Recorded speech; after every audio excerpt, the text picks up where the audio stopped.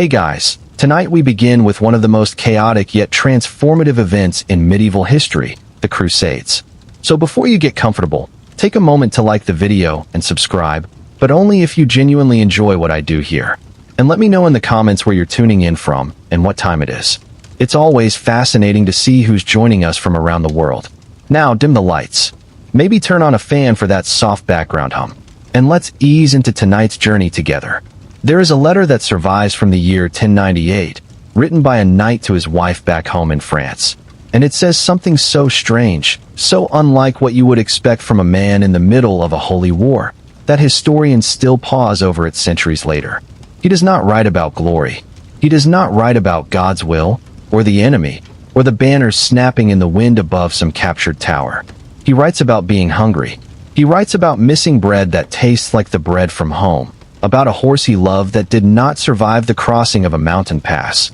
about a friend from his village who died of fever 3 days before they reached a city whose name the knight still could not spell correctly. He writes, almost as an afterthought, in the final lines, that he has seen things in the east he did not know existed. Gardens with water flowing through stone channels just for the sound of it. Libraries larger than any cathedral he had ever stood inside. A hospital run by men who called themselves brothers, that took in the sick and the dying and asked nothing of them at all, not their religion, not their nation, not even their name. That letter is one small piece of paper, but it holds inside it almost everything this story is about. Because here is the version of the Crusades most people carry around without ever examining it. Fanatics on horseback, burning cities, men in crosses hacking their way across a desert for 200 years in the name of a god who apparently wanted a great deal of bloodshed to prove a point. It is not an entirely wrong picture. There was burning.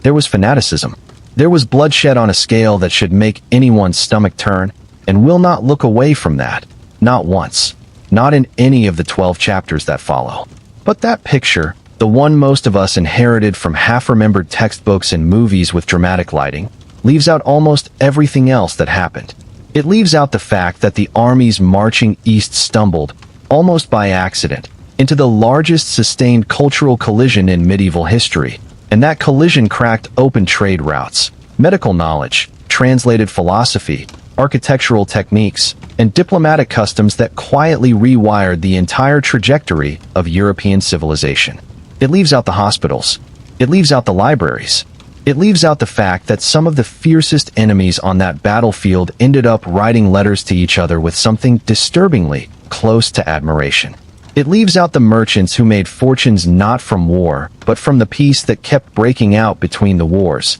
in the markets of cities where 3 religions haggled over the same spices under the same sun. This is the story of how a war that should never have worked, launched by a continent that had no business succeeding, ended up reshaping the world in ways almost nobody intended and almost nobody expected. It begins not with a sword. It begins with a sermon, delivered outdoors in a field in France, to a crowd that had no idea they were about to walk 3,000 miles into history. But before we get to that sermon, we need to understand the world it was shouted into. Because the Crusades did not erupt out of nothing. They erupted out of a Mediterranean world already far more connected, far more complicated, and far more surprising than the word medieval usually suggests to modern ears. Let's go back. Let's go back about 20 years before that sermon was ever preached, to a world balanced on a knife's edge that almost nobody in Western Europe understood they were living beside. Picture the 11th century. Not the version you see in fantasy films, all mud and misery and grim-faced peasants staring at turnips. The real 11th century, which was, in its own way, a world already humming with movement. Constantinople stood as it had stood for 700 years, the largest, wealthiest, most dazzling city most Europeans could not even imagine, let alone visit. Its walls had turned back invader after invader. Its churches glittered with mosaic gold that seemed, to visitors, to actually generate its own light. Its markets sold silk from China, spices from India, furs from the frozen north, and its scholars still read Greek philosophers whose works had been quietly vanishing from the libraries of the West for centuries. South and east of that glittering city stretched the Islamic world, which by the 11th century was not one thing but many, a mosaic of caliphates and sultanates stretching from Spain to the borders of India, home to some of the greatest centers of learning on earth. In Baghdad, in Cairo, in Cordoba, scholars translated, preserved, and expanded upon the mathematics of India, the astronomy of Persia, the medicine of ancient Greece, building libraries that held hundreds of thousands of volumes at a time when the largest library in Western Europe might hold a few hundred. And in the middle of all of it, geographically almost incidental but spiritually enormous, sat Jerusalem, a modest city by the standards of Constantinople or Baghdad. Dusty, hilly, fought over for so many centuries by so many empires that its stones had practically forgotten what it felt like to belong to just one people. But Jerusalem held something none of those larger cities held. It held the emotional center of gravity for three of the world's great religions. Jews prayed toward it. Christians walked toward it, on pilgrimages that had been ongoing for 700 years before a single crusader ever left home. Muslims, for whom the city held the Al-Aqsa Mosque and the site of the Prophet's night journey, considered it their third holiest place on earth. And here is the detail that almost never makes it into the popular story, the detail that reframes everything that follows. For most of those 700 years of Christian pilgrimage, Jerusalem was under Muslim rule, and for most of that time, Christian pilgrims walked there anyway, prayed there anyway, and largely returned home unharmed. This was not a paradise of harmony, and we will not pretend it was. There were periods of persecution, taxation, restriction, even outright violence against religious minorities under various rulers. But it was also, for long stretches, a functioning coexistence, uneven and imperfect, but real. Muslim rulers in Jerusalem often allowed Christian pilgrims through their gates for a fee, protected the routes with paid escorts, and permitted churches to stand and monks to pray within sight of minarets that called the faithful to prayer 5 times a day. This is the world that existed the moment before everything changed. A Mediterranean already threaded together by pilgrims, merchants, translators, and diplomats, moving across religious and political boundaries that were far more porous than modern imaginations tend to assume. Constantinople glittering in the east, Baghdad and Cairo blazing with scholarship, Jerusalem, small and dusty and wholly beyond all proportion to its size, sitting at the crossroads of it all, absorbing footsteps from every direction. Then, in the second half of the 11th century, that balance cracked. A new power rose out of Central Asia. The Seljuk Turks, recently converted to Islam, swept across Persia and into Anatolia with a speed that terrified everyone in their path, including the older Muslim dynasties they displaced. In the year 1071, at a place called Manzikert, the Seljuks met the army of the Byzantine Empire in battle, and the result was a catastrophe so complete that it altered the balance of power in the entire eastern Mediterranean overnight. The Byzantine emperor was captured, his army was shattered, and in the years that followed, the Seljuks pushed deep into Anatolia, territory the Byzantines had held for 7 centuries, right up to the walls of Constantinople itself. This is the moment the story usually skips past too quickly, and it's worth slowing down on, because it explains almost everything that follows. The Byzantine Empire, the wealthiest, most sophisticated Christian power on earth, suddenly found itself gasping. Its heartland was collapsing. Its emperor needed help, and he needed it badly, and there was only one place large enough, wealthy enough, and pious enough to plausibly provide it: the fractured, feuding, endlessly warring kingdoms of Western Europe. And so, in the year 1095, an embassy from the Byzantine emperor arrived at a church council in the small French town of Piacenza, carrying a request that would, within a few years, set half a continent in motion. They were not asking for a religious war.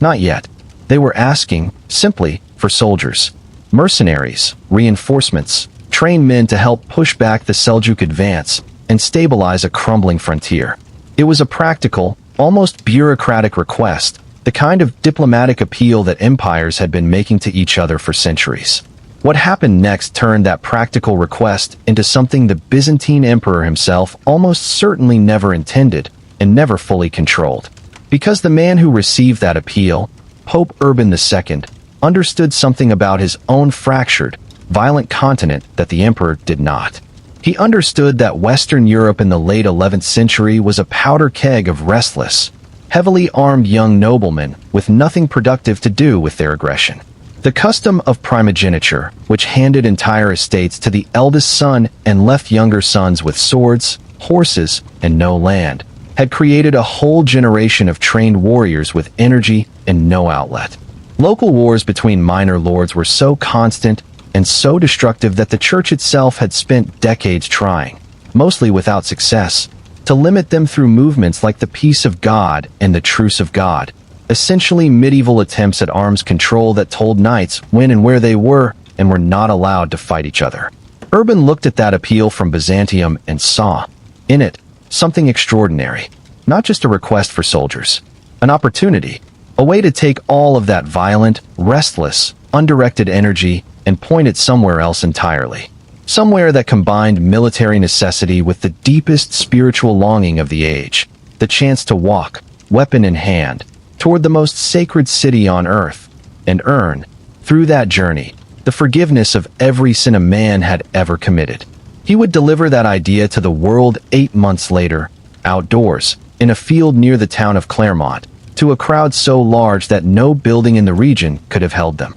And what he said that day would send tens of thousands of ordinary people walking toward a city most of them had only ever heard about in prayers, setting off a chain of events that would, over the next 2 centuries, do far more than burn and conquer. It would connect a fractured, insular Western Europe to the wider world in ways it had not been connected in 700 years, and in doing so, quietly plant seeds of medicine, science, architecture, and diplomacy that would take generations to bloom. That sermon is where the next chapter begins. But before we get there, let's sit for one more moment in the strange, layered world we just walked through. A world where Jerusalem belonged, in the hearts of 3 religions, to everyone and no one. Where Constantinople blazed with gold and desperation in equal measure. Where scholars in Baghdad translated the same philosophers that monks in French monasteries were quietly forgetting how to read. That was the world about to be set on fire and rebuilt, all at once. Rest here a while, if you'd like. Let the candlelight of that vanished century settle over you. The march has not begun yet. There is still time to breathe in the dust of the road before the story moves. Before we walk any further into this story, we need to spend real time in the world that existed the moment before the armies moved. Not a caricature of it. Not the flattened, dust-colored version of the Middle Ages that shows up in films where everyone looks perpetually cold and miserable. The actual world, layered and strange and far more interconnected than most people imagine when they hear the word medieval. Start in Western Europe, because that is where our story's soldiers will come from, and it's worth understanding exactly what kind of continent they were leaving behind. It was not, by the standards of its neighbors, a wealthy or sophisticated place. If you had been a merchant traveling from Cairo or Constantinople in the year 1090, arriving in France or Germany would have felt, in many ways, like stepping backward in time. The cities were small. Paris held perhaps 20,000 people. Baghdad, by contrast, may have held 500,000. Literacy was rare, concentrated almost entirely in monasteries and a handful of cathedral schools. Roads that the Romans had built centuries earlier had crumbled into rutted tracks, and the network of trade and communication that had once bound the Roman world together had thinned into a patchwork of isolated regions, each ruled by its own tangle of dukes, counts, and bishops, each more concerned with the ambitions of the neighboring lord than with anything happening beyond the horizon. But do not mistake poverty and fragmentation for stagnation. This was a Europe undergoing enormous, restless change beneath the surface. Population was growing for the first time in centuries, climbing steadily as agricultural techniques slowly improved, as the heavy plow spread across the wet clay soils of the north, as 3-field crop rotation squeezed more food from the same land. More food meant more people, and more people, born into a system where only the eldest son inherited the family estate, meant a growing surplus of young men with military training, noble blood, and absolutely nothing to do with either. Chroniclers of the period describe a landscape really choking on its own violence, castles rising everywhere as small lords fortified themselves against each other, private wars breaking out over inheritance disputes and boundary lines with an exhausting, grinding regularity that even the church, at the height of its moral authority, struggled to contain. This detail matters more than almost any other in explaining what comes next, so sit with it for a moment. Europe on the eve of the Crusades was not a peaceful, pious continent suddenly whipped into violence by a single sermon. It was already saturated in violence, chronic, local, and largely pointless, the kind of low-grade warfare that ground down harvests and burned down villages for reasons that rarely amounted to anything more than one lord's pride against another's. The Church had spent the better part of a century trying to manage this problem through movements with names like the Peace of God, which declared certain classes of people, clergy, peasants, merchants, off-limits to violence, and the Truce of God, which tried to designate certain days of the week, certain holy seasons, as periods when fighting simply had to stop. These were, in effect, medieval ceasefire treaties, imposed by bishops on armies that answered to no central government, and their spotty, imperfect success tells you everything about how difficult it was to control the violence bubbling under the surface of that fractured continent. Now travel east, and the picture transforms entirely. Constantinople in 1090 was, by any measure available at the time, one of the great cities of the world. Its walls, the Theodosian walls, had stood for over 600 years and had turned back nearly every army that had tried to breach them, a triple line of stone and ditch that made the city feel less like a settlement and more like a fortress the size of a small country. Inside those walls lived perhaps 400,000 people, a population so far beyond anything in Western Europe that visitors from France or Germany routinely rode home in a kind of stunned disbelief. They described streets paved in marble. They described the Hagia Sophia, a domed cathedral so vast and so seemingly weightless that visitors swore the dome must be suspended from heaven by golden chains, because no earthly structure, surely, could hold up so much stone and hang so lightly above the human beings praying beneath it. They described the imperial palace, the hippodrome where 60,000 people could gather to watch chariot races, the relics housed in churches across the city, fragments of the true cross, the crown of thorns, treasures so sacred that entire pilgrimages were organized around the chance to glimpse them. They described the wealth, silk workshops producing fabric so fine it was restricted by law to the imperial family and the highest nobility, markets where goods flowed in from 3 continents, a bureaucracy so vast and so literate that ordinary tax collectors could read and write in an age when most Western European kings could not sign their own names. This was the empire whose emperor sent that appeal for help in 1095, and understanding its wealth and sophistication helps explain why the response from the West, when it finally came, arrived not just as an army, but as an army awestruck. Many of the knights who marched east had never seen a city like Constantinople, had never imagined a city like Constantinople, and their first sight of its walls and domes rising out of the landscape would become one of the most repeated, most breathlessly described moments in every chronicle written about the journey. Now travel further still, south and east, into the heartlands of the Islamic world, because this is the piece of the map that popular imagination most often leaves entirely blank, and it is, without exaggeration, essential to everything this story is trying to say. By the late 11th century, the Islamic world was not a single empire, but a sprawling, fractured mosaic not unlike Western Europe itself, divided between rival caliphates and sultanates that frequently fought each other as fiercely as they fought anyone else. The Abbasid Caliphate, centered in Baghdad, had by this point lost most of its direct political power, reduced to something closer to a spiritual figurehead, while real military authority rested with the Seljuk Turks who had swept in from Central Asia. The Fatimid Caliphate, centered in Cairo, controlled Egypt and much of the Levant, including, crucially, Jerusalem itself, and stood in direct religious and political rivalry with the Sunni Abbasids and Seljuks to their north and east. Spain, meanwhile, hosted its own constellation of small Muslim kingdoms, the fractured remnants of the once mighty Caliphate of Córdoba, locked in their own complicated dance of war and alliance with the Christian kingdoms slowly expanding southward across the Iberian Peninsula. Fractured as this world was politically, it was, intellectually, in the middle of one of the most extraordinary flowerings of learning in human history, and the scale of it deserves to be stated plainly, without exaggeration, because it will matter enormously later in this story. Baghdad's House of Wisdom, established centuries earlier, had become a center of translation and scholarship where Greek philosophical and scientific texts, works of Aristotle, Ptolemy, Euclid, Galen, many of which had been lost, forgotten, or never even translated in the Christian West, were rendered into Arabic, studied, debated, and expanded upon. Scholars there and across the Islamic world did not merely preserve this ancient knowledge, they built on it, developing algebra as a formal mathematical discipline, refining astronomical observation to a precision that would not be matched in Europe for centuries, advancing medicine to a level of clinical sophistication that included hospitals with specialized wards,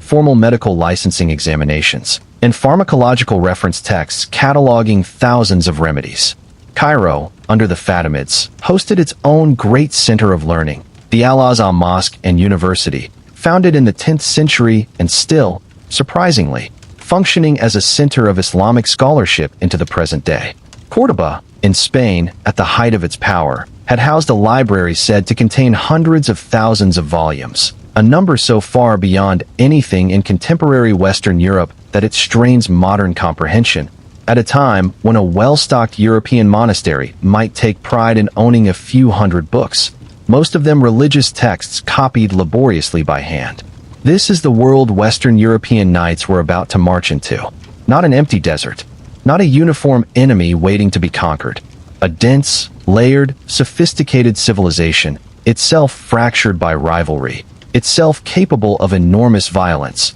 but also home to libraries, hospitals, and universities that dwarfed anything in the army's homeland. And in the middle of it all, geographically small but spiritually enormous beyond all proportion, sat Jerusalem. It is worth pausing here to actually describe the city as it existed, because the Jerusalem of 1090 was not the empty symbolic idea that lived in the imaginations of European pilgrims. It was a real, working city of perhaps 30,000 people, walled, hilly, dry for most of the year, dependent on cisterns and aqueducts for water, its economy built around the steady, reliable traffic of pilgrims from 3 religions who arrived, prayed, spent money in its markets, and left. Jews had lived in and around the city for millennia, though their numbers had fluctuated wildly under different rulers, some of whom restricted Jewish residence in the city itself, others of whom permitted it freely. Christians, under the various Muslim dynasties that had ruled the city since the 7th century,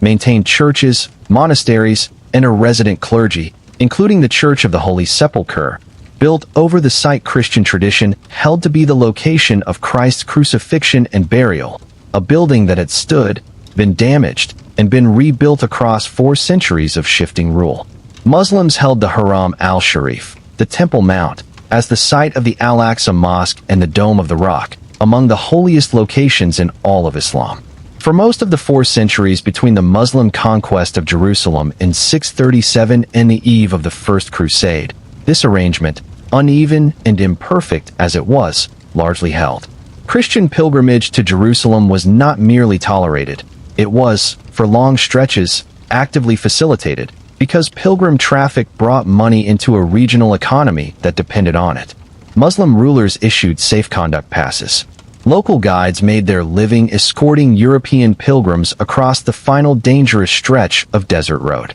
Monasteries operated hospices to house and feed the exhausted travelers who arrived, often after journeys of a year or more, at the gates of the holy city. This coexistence was never equal, and it was never guaranteed. There were periods of real and severe persecution. The most infamous came in the year 1009, when the Fatimid Caliph al-Hakim, a ruler whose erratic and increasingly extreme decrees alarmed even his own subjects, ordered the destruction of the Church of the Holy Sepulchre itself, an act of religious violence that sent shockwaves through Christian Europe and lingered in memory for generations, referenced explicitly, decades later, by preachers trying to rally support for military intervention in the East. But even that catastrophe was not permanent. Al-Hakim's successors permitted the church's rebuilding, and pilgrim traffic, after a difficult interruption, gradually resumed. The picture, then, that should replace the flattened version most of us inherited,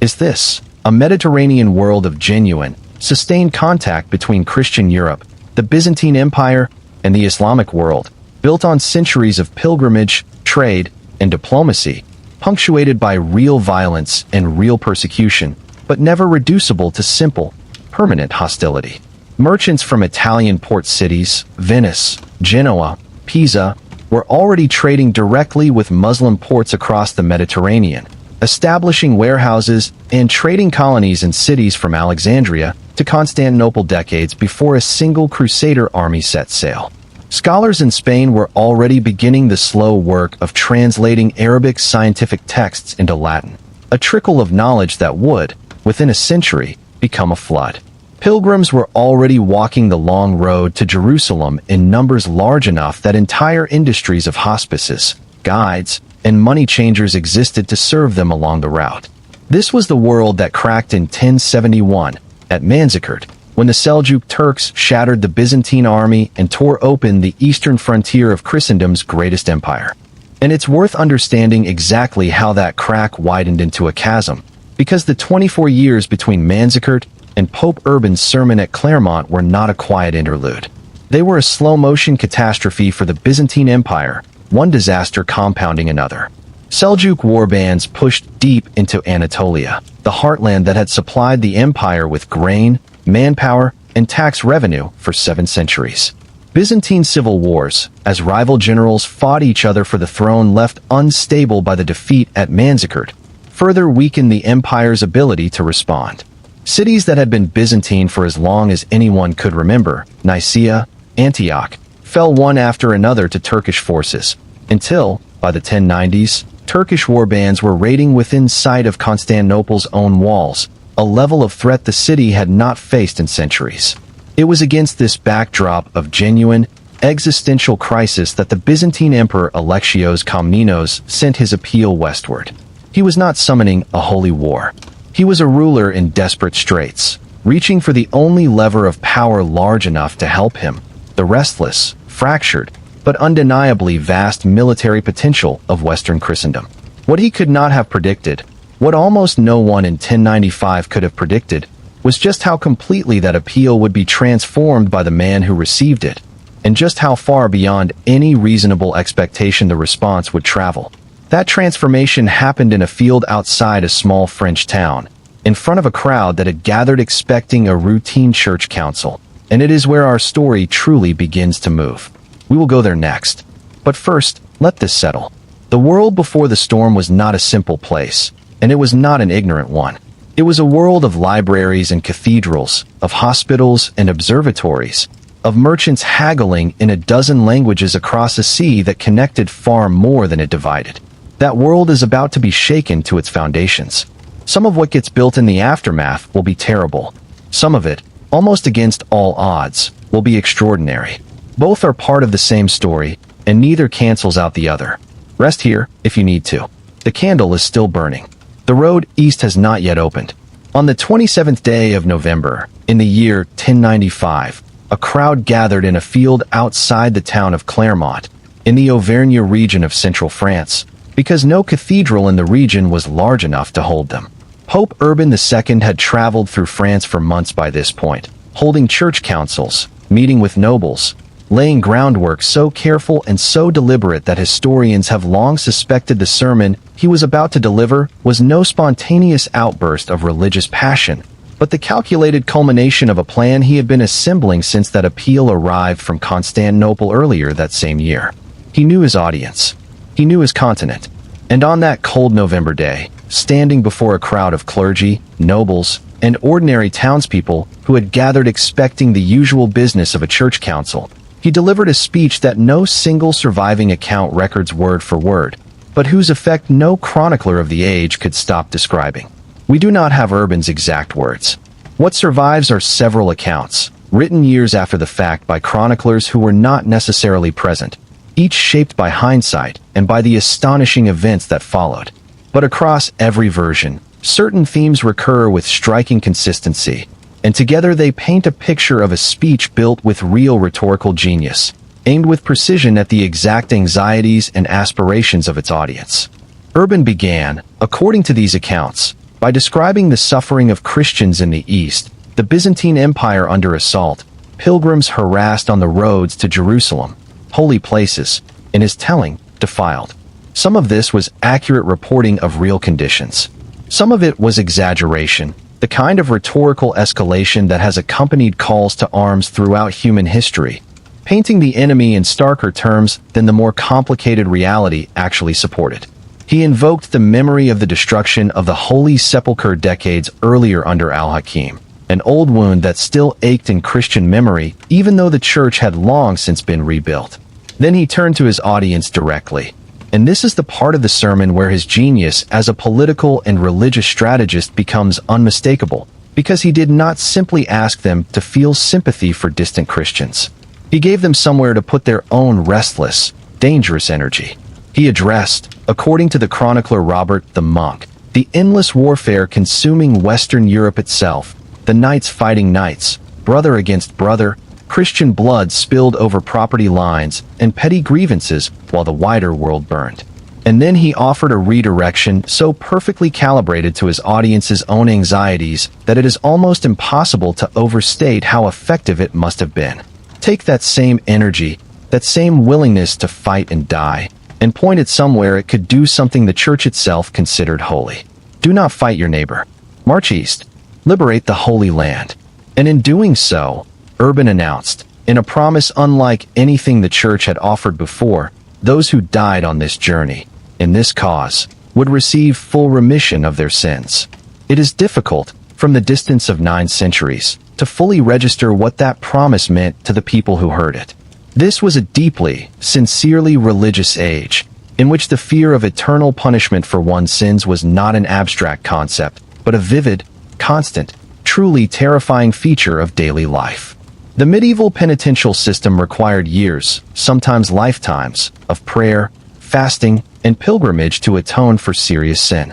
And here was the Pope himself, the highest religious authority most of these people would ever encounter, offering a single, dramatic act, armed pilgrimage to Jerusalem, as a shortcut to complete spiritual absolution. According to multiple accounts, the crowd's reaction was immediate and overwhelming. Chroniclers describe people crying out, Deus vult, God wills it, a phrase that would become the rallying cry of the entire movement that followed, repeated on battlefields and painted on banners for the next 200 years. Men reportedly began tearing strips of cloth into the shape of crosses on the spot and sewing them onto their clothing, giving rise to the very word crusade, which derives from the Latin cruciata, meaning marked with the cross. The Bishop of Le Puy is said to have knelt before Urban immediately, becoming the first to formally take the cross, and within hours, by some accounts, thousands more had followed. Now, it is important here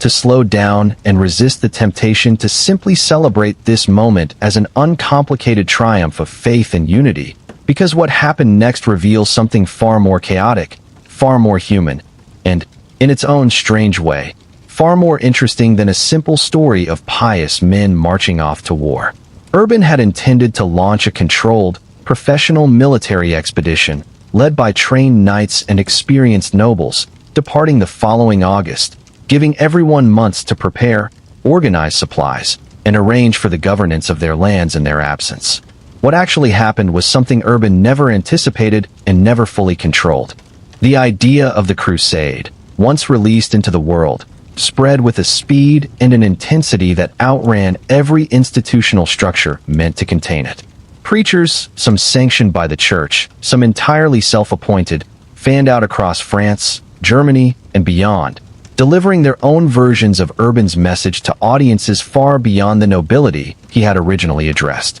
The most famous of these was a charismatic, almost feral figure known to history as Peter the Hermit, a wandering preacher whose passionate, apocalyptic sermons drew enormous crowds of ordinary people, peasants, small tradesmen, entire families, who had no military training, no armor, no experience of travel beyond their own village, and who nonetheless became convinced that they, too, were called to march to Jerusalem. This movement, which historians call the People's Crusade, set off months before Urban's planned departure date, and it moved not as a disciplined army, but as something closer to a vast, desperate migration, tens of thousands of people walking east through Germany and Hungary, poorly supplied, poorly led, and in one of the darkest and most shameful episodes of this entire story, erupting in several German cities into horrific violence against local Jewish communities. Bands of crusaders, whipped into a frenzy by preachers who twisted the call for holy war into an excuse for local persecution,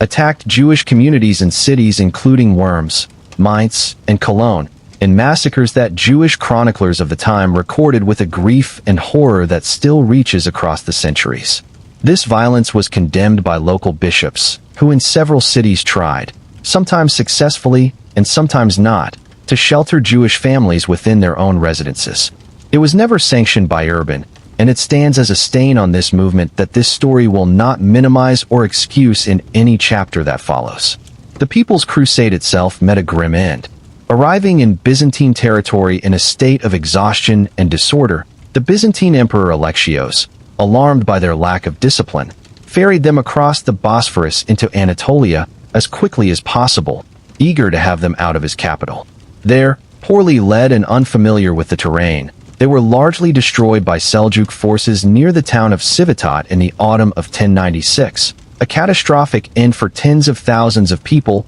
who had walked hundreds of miles on the strength of a preacher's promise. But the People's Crusade, tragic as it was, turned out to be only the disorganized prelude to the movement Urban had actually intended to launch. Because even as Peter the Hermit's followers were meeting their end in Anatolia, the real expedition, the one Urban had spent months organizing, was beginning to assemble across France and Germany, and this time it was led by men whose names would echo through the rest of this story. Godfrey of Bouillon, Duke of Lower Lorraine, a nobleman whose deep, almost ascetic piety would later see him refuse to wear a crown of gold in the city where Christ, in his telling, had worn a crown of thorns. Raymond of Toulouse, one of the wealthiest and most powerful lords in southern France, who set out on this expedition, strikingly, having vowed never to return home, treating the journey itself as a permanent act of religious devotion. Bohemond of Taranto, a Norman prince from southern Italy whose family had spent decades fighting the Byzantine Empire itself and who saw, in this expedition, an opportunity as much as a pilgrimage. Robert of Normandy, the eldest son of William the Conqueror, who mortgaged his own duchy to his brother, the King of England, to fund his participation. These were not peasants swept up in apocalyptic fervor. These were seasoned, calculating, politically sophisticated aristocrats, each bringing thousands of trained knights and soldiers, each with their own motivations layered beneath the shared banner of holy pilgrimage, genuine piety intertwined, in varying proportions depending on the man, with ambition, land hunger, and the simple restless desire for adventure that had nowhere else to go in a Europe too crowded with younger sons and too poor in available land to satisfy them all. What is genuinely striking, and what deserves real credit within this story, is how quickly this fractured, feuding, endlessly quarrelsome collection of independent nobles managed to organize themselves into something resembling a coordinated military force, and how quickly ordinary craftsmen, cooks, blacksmiths, and clergy organized themselves into a support structure capable of sustaining an army across a journey of more than 2,000 miles. Chroniclers who traveled with the expedition describe supply lines, negotiated passage through friendly and hostile territory alike, careful diplomatic correspondence with the Byzantine emperor to arrange provisions and guides, and a logistical undertaking so vast that nothing quite like it had been attempted in Western Europe in centuries. This was not, whatever else it was, an act of simple mindless fanaticism. It required planning, negotiation, financing, and an extraordinary degree of organizational cooperation between men who, back home, frequently could not be trusted not to raid each other's territory the moment backs were turned. By the spring and summer of 1096, separate armies, each led by its own prince, were converging on Constantinople from different directions across Europe, a movement so large that contemporary estimates, almost certainly exaggerated but still suggestive of the scale involved, put the total number of participants, soldiers and non-combatants together, somewhere between 60 and 100,000 people. For context, that is larger than the population of most Western European cities at the time, an entire mobile city's worth of humanity, walking, riding, and marching toward a horizon most of them had never expected to see in their lifetimes. When they began arriving outside Constantinople's walls, throughout the winter of 1096 and into 1097, Emperor Alexios found himself facing a situation of genuine, delicate complexity. He had asked for soldiers. He had received an army of independent, ambitious Western princes, each with their own agenda, arriving at the gates of his capital in numbers large enough to be either his salvation or, potentially, a serious threat to his own throne. What followed was an unusual, tense period of diplomacy, as Alexios worked to extract oaths of loyalty from each Crusader leader, securing promises that any Byzantine territory recaptured from the Turks would be returned to imperial control in exchange for guides, supplies, and naval support for the campaign ahead. It was an uneasy, transactional relationship from the very start, full of mutual suspicion that would, in later years, curdle into real bitterness. But in this moment, in the winter of 1096, it held, and it produced something actually new. A formal, organized, provisioned military alliance between Western Christendom and the Byzantine Empire, aimed not at each other, but eastward, into Anatolia, where the real war was about to begin. That war, the impossible 3-year march that would carry this army across mountains, deserts, and hostile cities to the very gates of Jerusalem itself, is where our story turns next. But before we leave this chapter, sit for a moment with the strange, layered truth of what actually happened at Clermont and in the year that followed. A sermon, delivered in a field, unleashed a wave of religious fervor no institution, not even the papacy that started it, could fully control. That wave produced both the worst atrocity of this story's opening chapters, the massacres of Jewish communities in the Rhineland, an act of horror this story refuses to soften or excuse, and, simultaneously, one of the most extraordinary feats of cross-cultural military and logistical organization the medieval world had ever seen. Both of these things are true. Both happened in the same 18 months, sparked by the same sermon, carried forward by people who believed, with total sincerity, that they were doing God's will. History rarely offers clean stories. This one, from its very first chapter, offers a tangled one, and the honest telling of it requires holding both threads at once. Rest here, if the weight of it needs settling. The armies are gathered now, outside the walls of Constantinople, oaths sworn, supplies loaded, guides appointed. Ahead of them lies Anatolia, and a march that, by any reasonable military logic, should never have succeeded. By any reasonable measure of military logic, the expedition that left Constantinople in the spring of 1097 should have failed. It was an army built from pieces that had never fought together before, led by men who did not entirely trust one another, marching without reliable maps in a territory controlled by an enemy whose military capabilities they barely understood, dependent on supply lines that stretched back thousands of miles to homelands most of them expected never to see again. It faced a climate few of the Western European knights had ever experienced, brutal summer heat across Anatolia and the Syrian coast, water sources that were unreliable at best and deliberately poisoned or destroyed at worst, and a series of fortified cities that would need to be taken not through open battle, where the heavily armored Western knights held real advantages,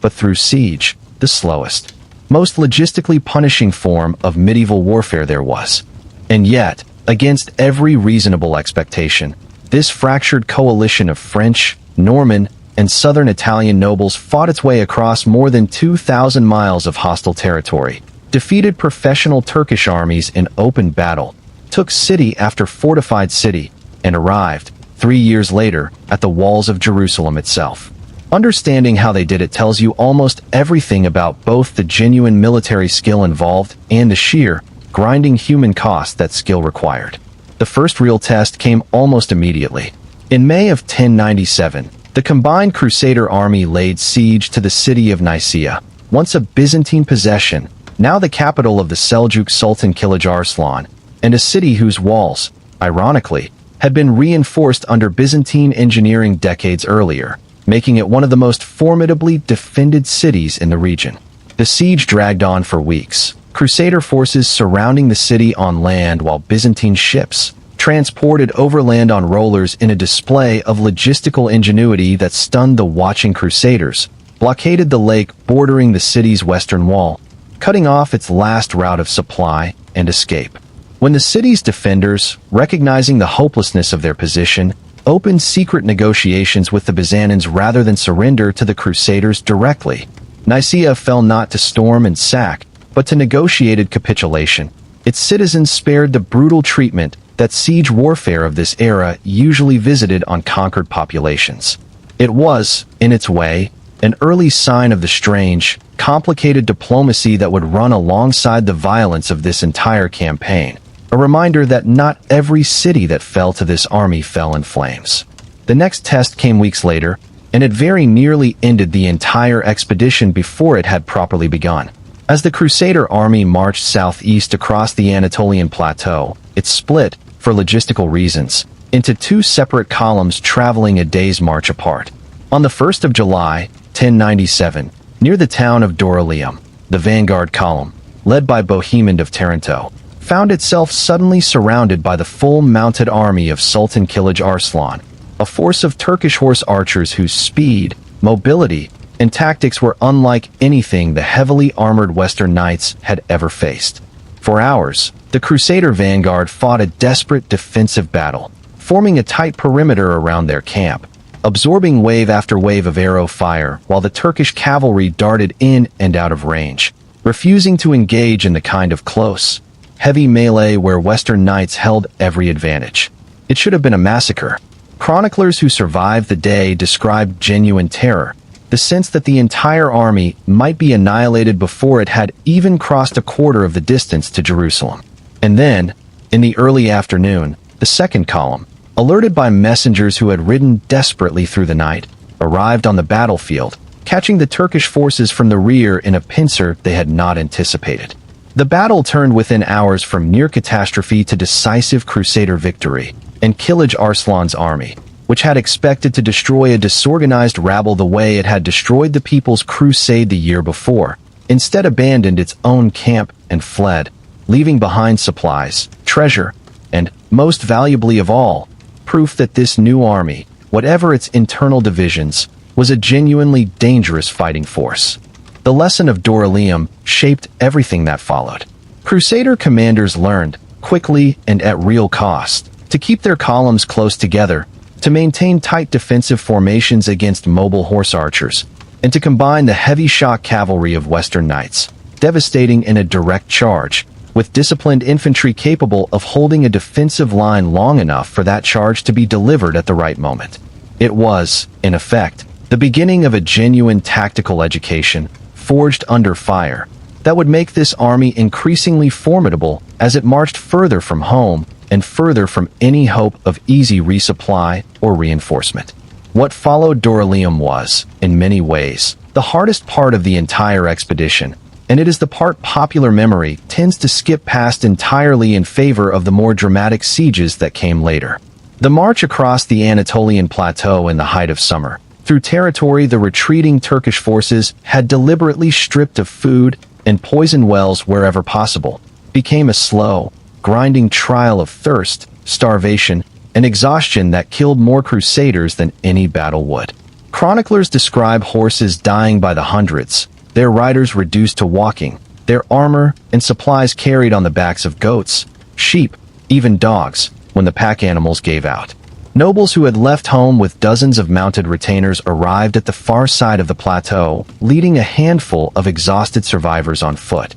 This was not glory. This was attrition, plain and brutal, and it deserves to be told honestly, because the Crusaders who eventually reached Jerusalem were, by that point, survivors of an ordeal that had already killed a significant fraction of everyone who had set out. The army's fortunes shifted again as it descended out of the Anatolian highlands into Cilicia and then toward the great city of Antioch, one of the ancient world's most storied metropolises, a city whose walls, built and rebuilt across 1,000 years of Roman, Byzantine, and now Muslim rule, stretched for miles around a metropolis so large that besieging it properly would require surrounding an area larger than most European towns entirely. The siege of Antioch, which began in October of 1097, would become the longest, most grinding ordeal of the entire First Crusade, lasting nearly 8 months, and it deserves to be told with the full weight of what it actually involved, because it is here that the story stops being a tale of dramatic battles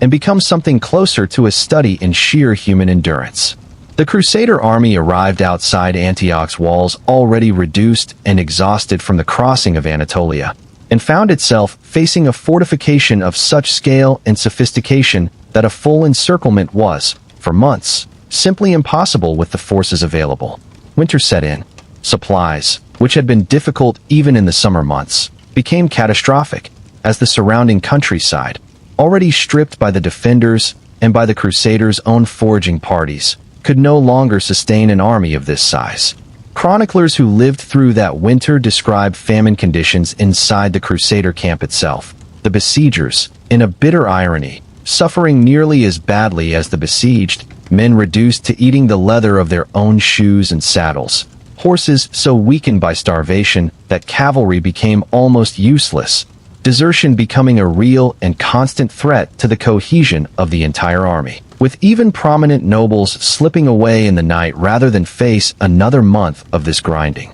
siege. And yet, remarkably, the core of the army held together through that winter, sustained by a combination of genuine religious conviction, the sheer difficulty of retreating through the hostile, stripped territory they had already crossed, and the increasingly forceful leadership of commanders like Bohemond of Taranto, who emerged during this siege as one of the Crusades' most capable and most ruthlessly ambitious leaders. It was Bohemond who, after months of stalemate, orchestrated the city's eventual fall through a method that owed less to brute force than to old-fashioned espionage, cultivating a secret understanding with a disaffected officer inside Antioch's garrison, a man named Pyrrhus, who agreed, for reasons the sources describe variously as personal grievance or simple bribery, to open a postern gate in the dead of night. In the first days of June, 1098, after nearly 8 months of siege, Crusader forces scaled the walls through this opening and took the city in a night assault that,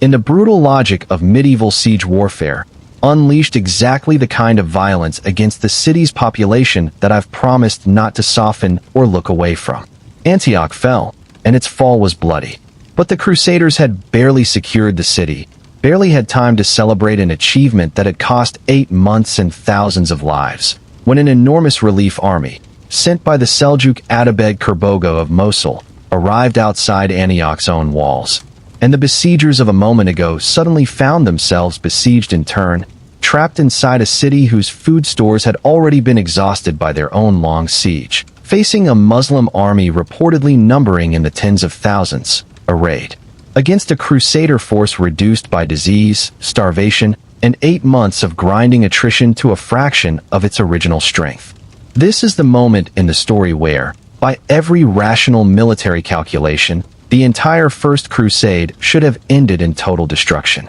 Trapped, starving, vastly outnumbered, cut off from any possibility of resupply or reinforcement, the Crusader leadership faced a situation with no obvious path to survival, let alone victory. What happened next is recorded, in every surviving chronicle, with a mixture of religious awe and genuine battlefield desperation that is worth taking seriously as history even while approaching its more miraculous claims with appropriate skepticism. A visionary named Peter Bartholomew announced that he had experienced a series of dreams revealing the location, buried beneath the floor of Antioch's Cathedral, of the Holy Lance, the very spear said to have pierced the side of Christ during the crucifixion. Excavation, conducted amid the desperate circumstances of the siege, produced a metal spearhead, and whether one credits this as genuine relic, convenient discovery, or outright fabrication designed to boost the Crusaders' collapsing morale, its effect on the starving,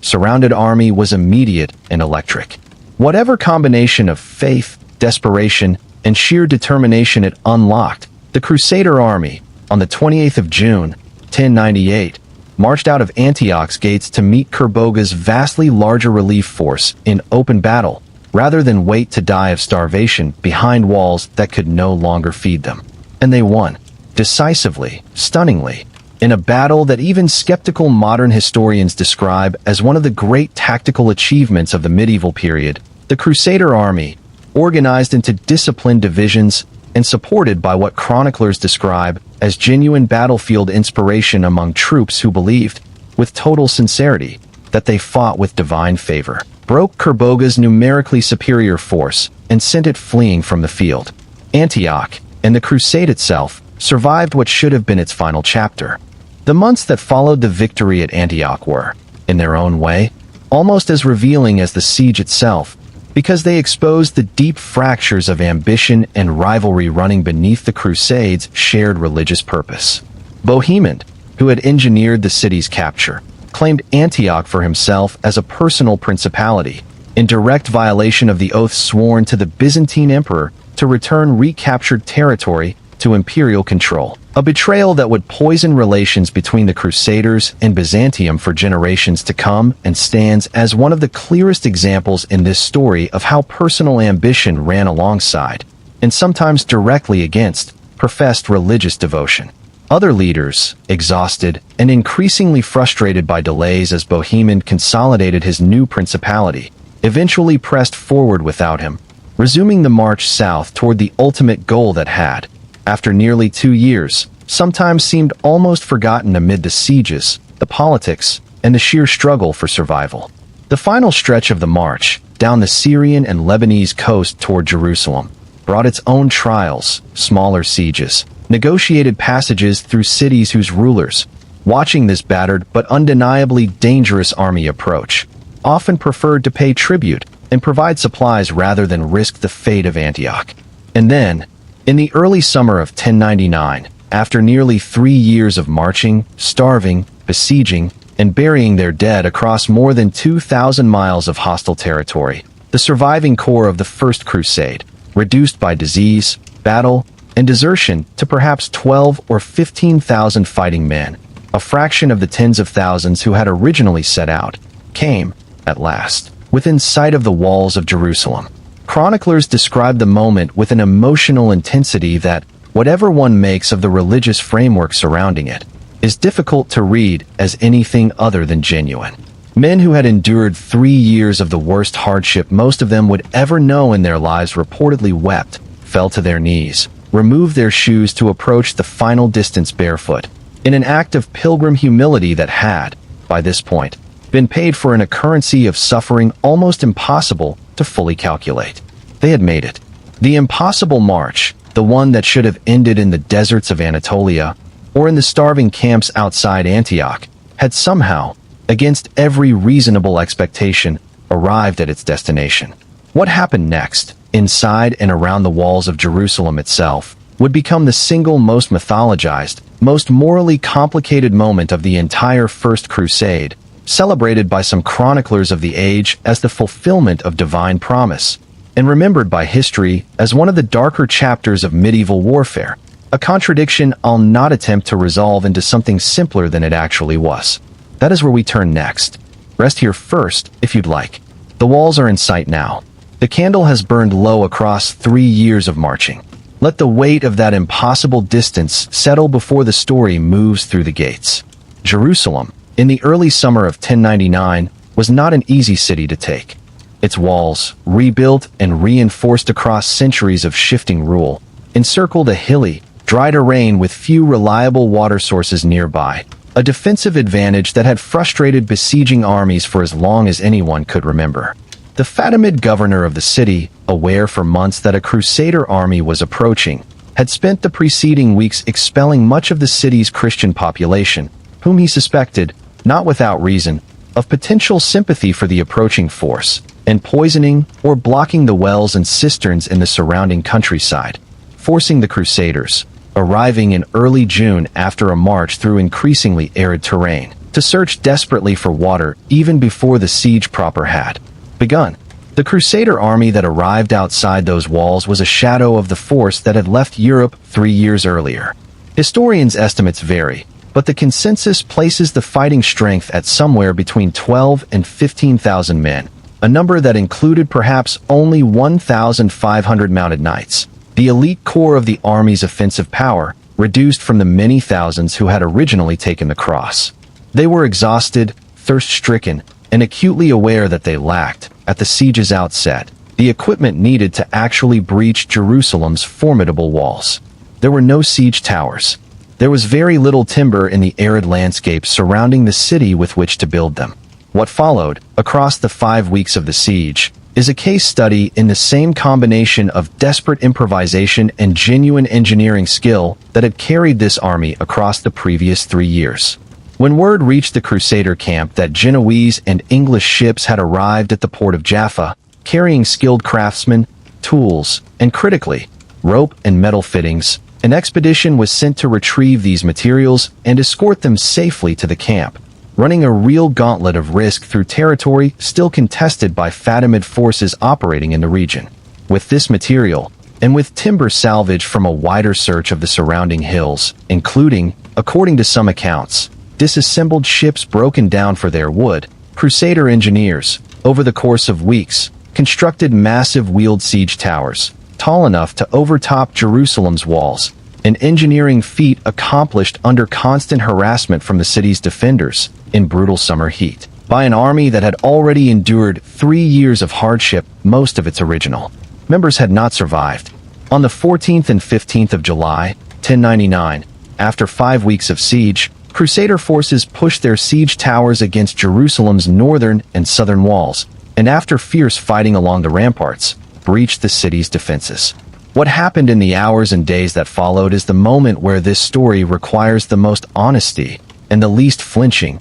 because it represents both the darkest single episode within the crusading movement's first great triumph and a moment that later generations, including many within the church itself, would come to view with genuine horror. The sack of Jerusalem, as recorded by multiple chroniclers, including participants who described it not with shame, but, disturbingly, with something closer to religious triumph, involved a massacre of the city's population on a scale that stands as one of the most brutal episodes of the entire crusading period. Muslim and Jewish residents of the city, both, were killed in numbers that chroniclers of the age, prone to exaggeration in both directions, described in terms ranging from the deeply troubling to the almost unbelievable, and even accounting for the tendency of medieval chroniclers to inflate such numbers for dramatic or propagandistic effect. The consensus among modern historians is that this was a massacre of real and severe scale, a mass killing of civilians that violated even the loose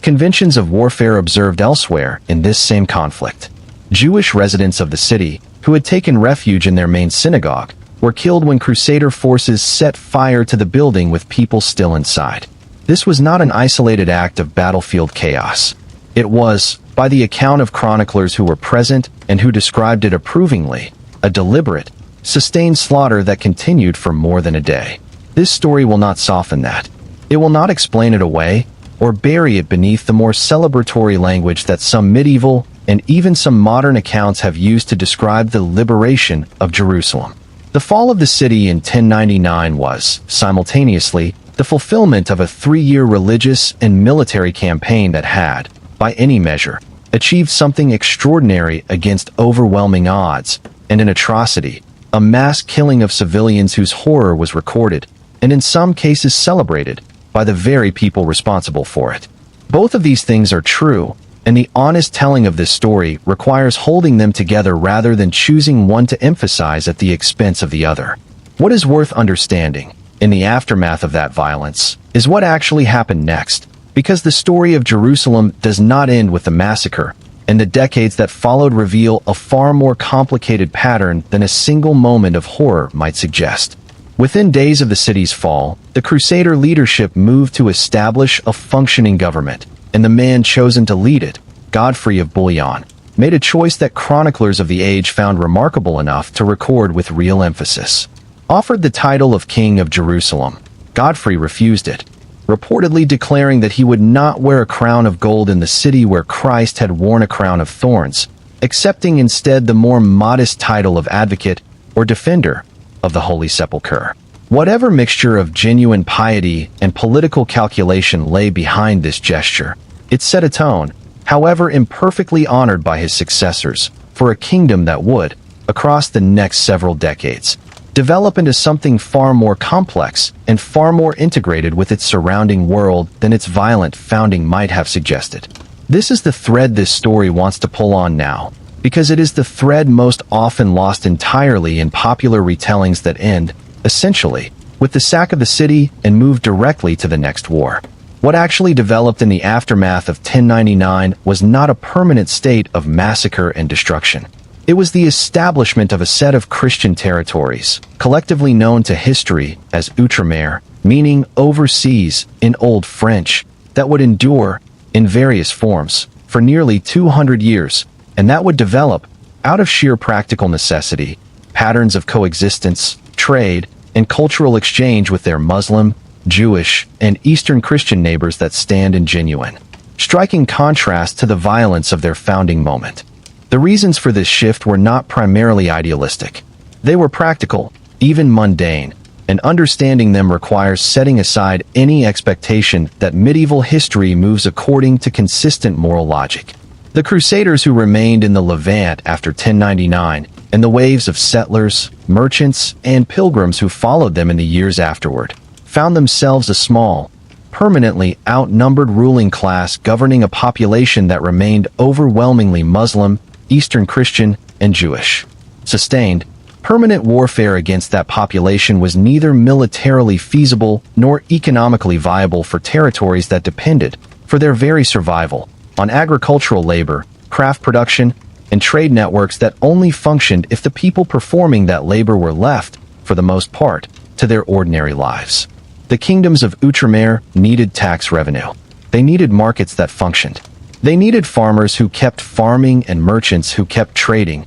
and a permanent state of massacre was simply incompatible with the basic economic survival of the territories the Crusaders had fought so hard, and at such enormous human cost, to establish. What emerged instead, across the decades that followed the First Crusade's violent conclusion, was a society of genuine, if deeply unequal, coexistence, one we'll examine in real detail in the chapters ahead. Legal codes developed in the Kingdom of Jerusalem that regulated relations between the Frankish ruling class and their non-Christian subjects, granting local Muslim and Eastern Christian communities significant autonomy over their own religious and legal affairs in exchange for taxation and political submission, an arrangement not unlike the systems many of these same communities had lived under for centuries prior, under Muslim rule, when Christian and Jewish minorities had similarly been permitted their own courts and religious practice in exchange for a special tax. Markets in cities like Acre and Antioch developed into genuinely cosmopolitan trading hubs where merchants of every faith conducted business side by side,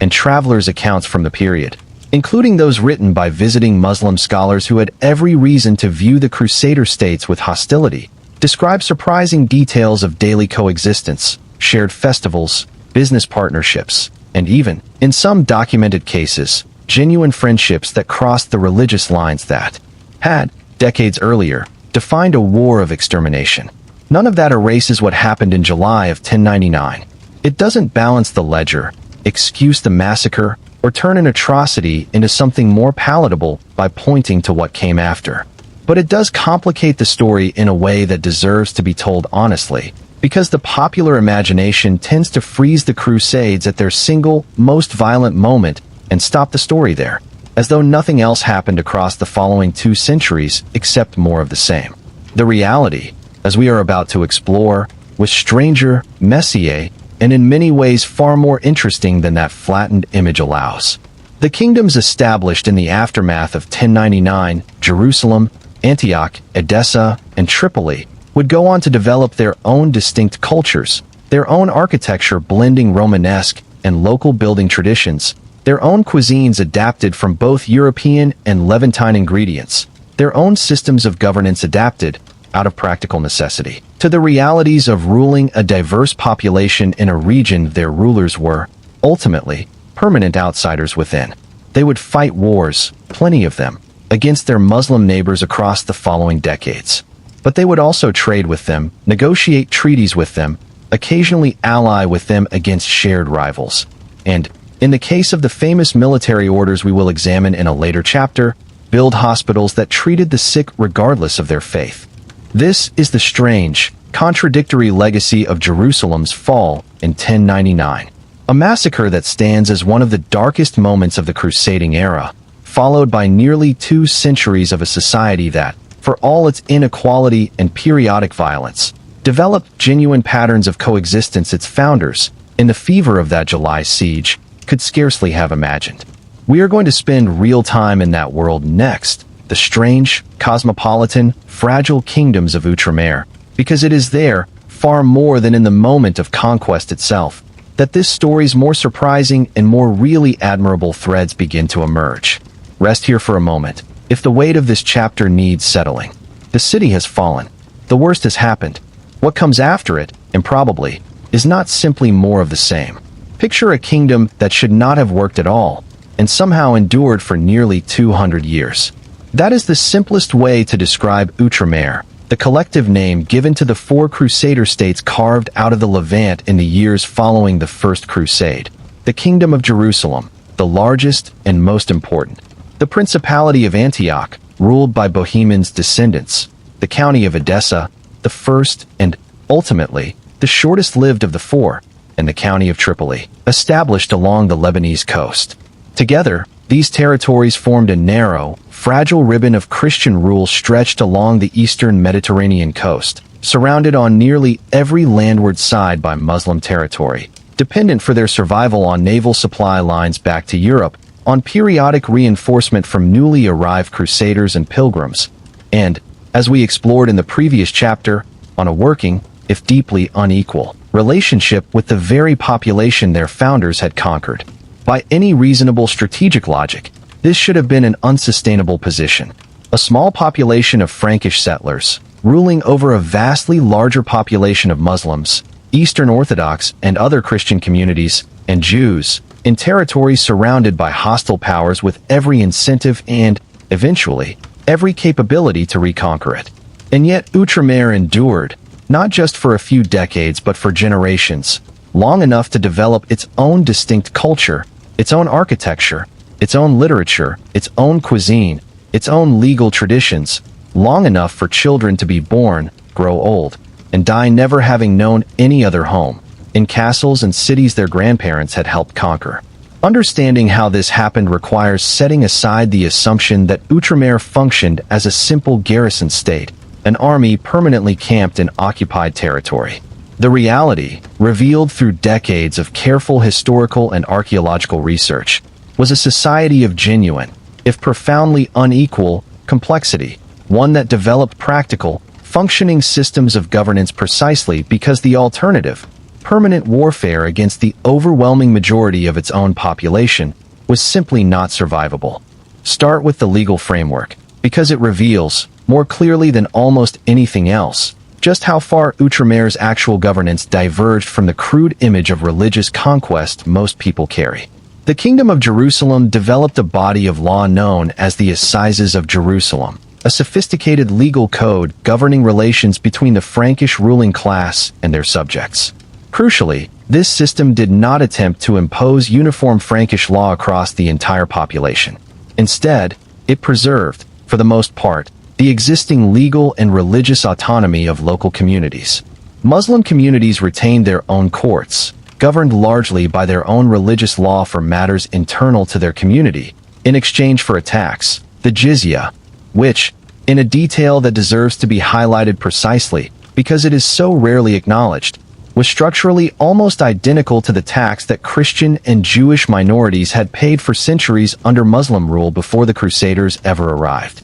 This was not, in other words, an entirely novel system of subjugation invented by the Crusaders. It was, in significant part, an adaptation of governance structures that had already existed in this region for centuries, structures the Franks found practical enough to largely preserve rather than replace. Eastern Christian communities, Greek Orthodox, Syriac, Armenian, and others, whose populations in many Crusader territories actually outnumbered the Frankish Catholic settlers themselves, occupied their own complicated position, nominally under Catholic religious authority but, in daily practice, often permitted to maintain their own churches, clergy, and liturgical traditions, particularly outside the largest cities where direct Catholic ecclesiastical oversight was thinner. Jewish communities, though their position varied considerably depending on the specific ruler and period, generally maintained their own courts and religious autonomy as well, continuing patterns of self-governance that long predated the Crusader conquest.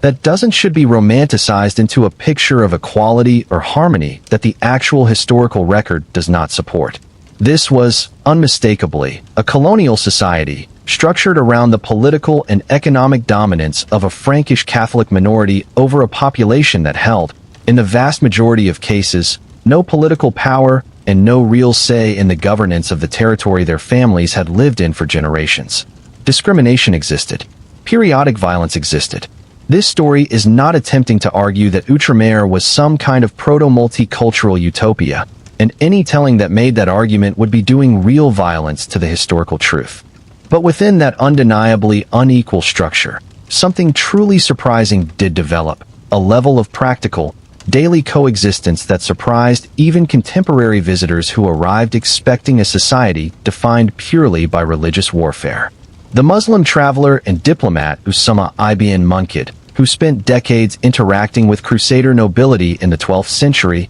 as both adversary and, at various points, something closer to a diplomatic guest, left behind a memoir that stands as one of the most valuable and most genuinely surprising sources for understanding daily life in Outremer. His accounts describe, alongside plenty of the expected hostility and cultural friction, moments of real, unforced warmth. Frankish knights who had settled long enough in the region to adopt local customs of hospitality, shared meals between Muslim and Christian nobility conducted with genuine cordiality, and, in one frequently cited passage, an account of praying at a mosque in Jerusalem. Then, under Crusader control, where the Frankish knights guarding the site treated him not with suspicion, but with a kind of protective courtesy, physically shielding him from a newly arrived European pilgrim who, unfamiliar with local custom, reacted with hostility at the sight of a Muslim praying within what he assumed was now purely Christian territory.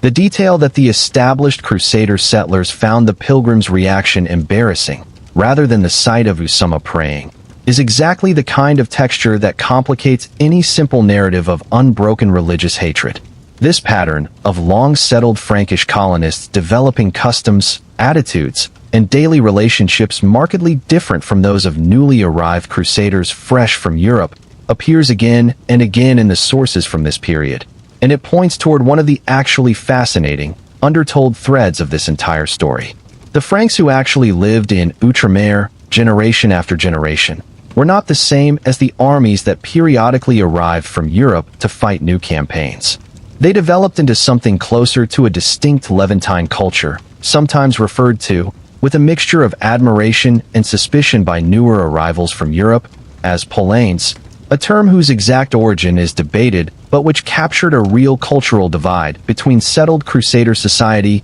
and the fresh religious zeal of new arrivals. These established settlers spoke Arabic, often fluently. They adopted local dress in the punishing Levantine climate, favoring looser, cooler clothing over the heavy wool typical of Northern Europe. They developed a taste for local cuisine, incorporating fruits, spices, and cooking methods entirely unfamiliar in their European homelands. Sugar, citrus, rice, apricots, ingredients that would, through this very contact, begin making their way back to European tables in the decades and centuries that followed. They built, married into local Christian families, and, in a detail that visiting European clergy found honestly alarming, occasionally intermarried with converted or Christian Eastern populations, producing a mixed Frankish Levantine nobility whose loyalties and cultural identity were, by the second and third generation, considerably more complicated than a simple story of European conquerors ruling a subjugated East would suggest.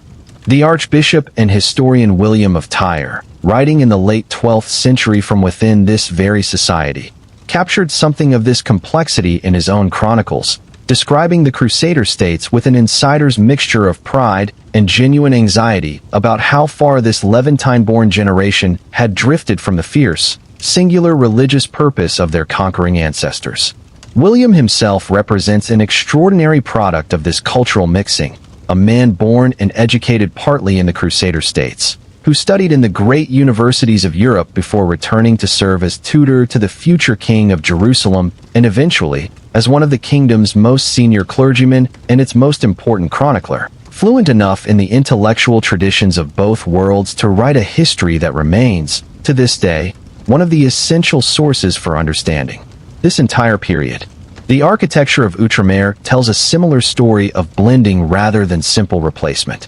Crusader builders, constructing fortifications, churches, and palaces across the territories they controlled, drew on Romanesque building traditions from home but adapted them, often through the direct employment of local craftsmen and the direct study of existing Byzantine and Islamic structures, to the realities of the Levantine climate and the specific defensive needs of a small ruling population surrounded by potential hostility. The result was a distinctive hybrid architecture, visible today in the surviving ruins of castles across modern Syria, Lebanon, Israel, and Jordan, that combined European fortification design with construction techniques, decorative elements, and even water management systems borrowed directly from the existing Byzantine and Islamic building traditions of the region. Consider, too, the economic reality that sustained this fragile society across 2 centuries, because it reveals just how deeply Outremer's survival depended on functioning,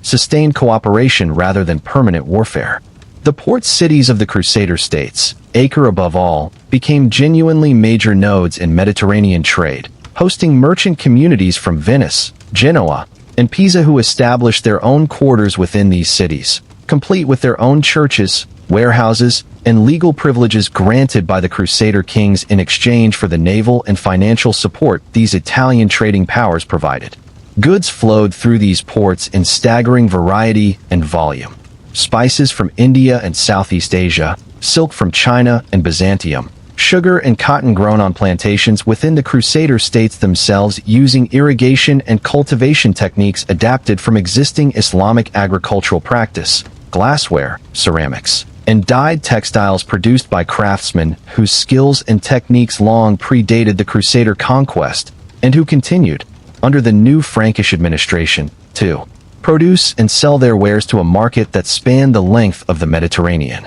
This trade did not run along religious lines. Muslim, Jewish, and Christian merchants all participated in these markets, often as direct business partners, and the tax revenue generated by this commerce formed one of the essential financial pillars sustaining the Crusader states' ability to maintain their armies, fortifications, and administration. A permanent state of religious warfare would have destroyed this economic engine entirely, and the rulers of Outremer, whatever their private religious convictions, understood this practical reality clearly enough to prioritize, for long stretches of the kingdom's history, negotiated peace and functioning trade relationships with their Muslim neighbors over continuous holy war. None of this means Outremer was peaceful in any simple sense. Warfare punctuated this entire 2-century period, sometimes constant, sometimes intense, and the chapters ahead will not shy away from the very real, very bloody conflicts that eventually brought this fragile experiment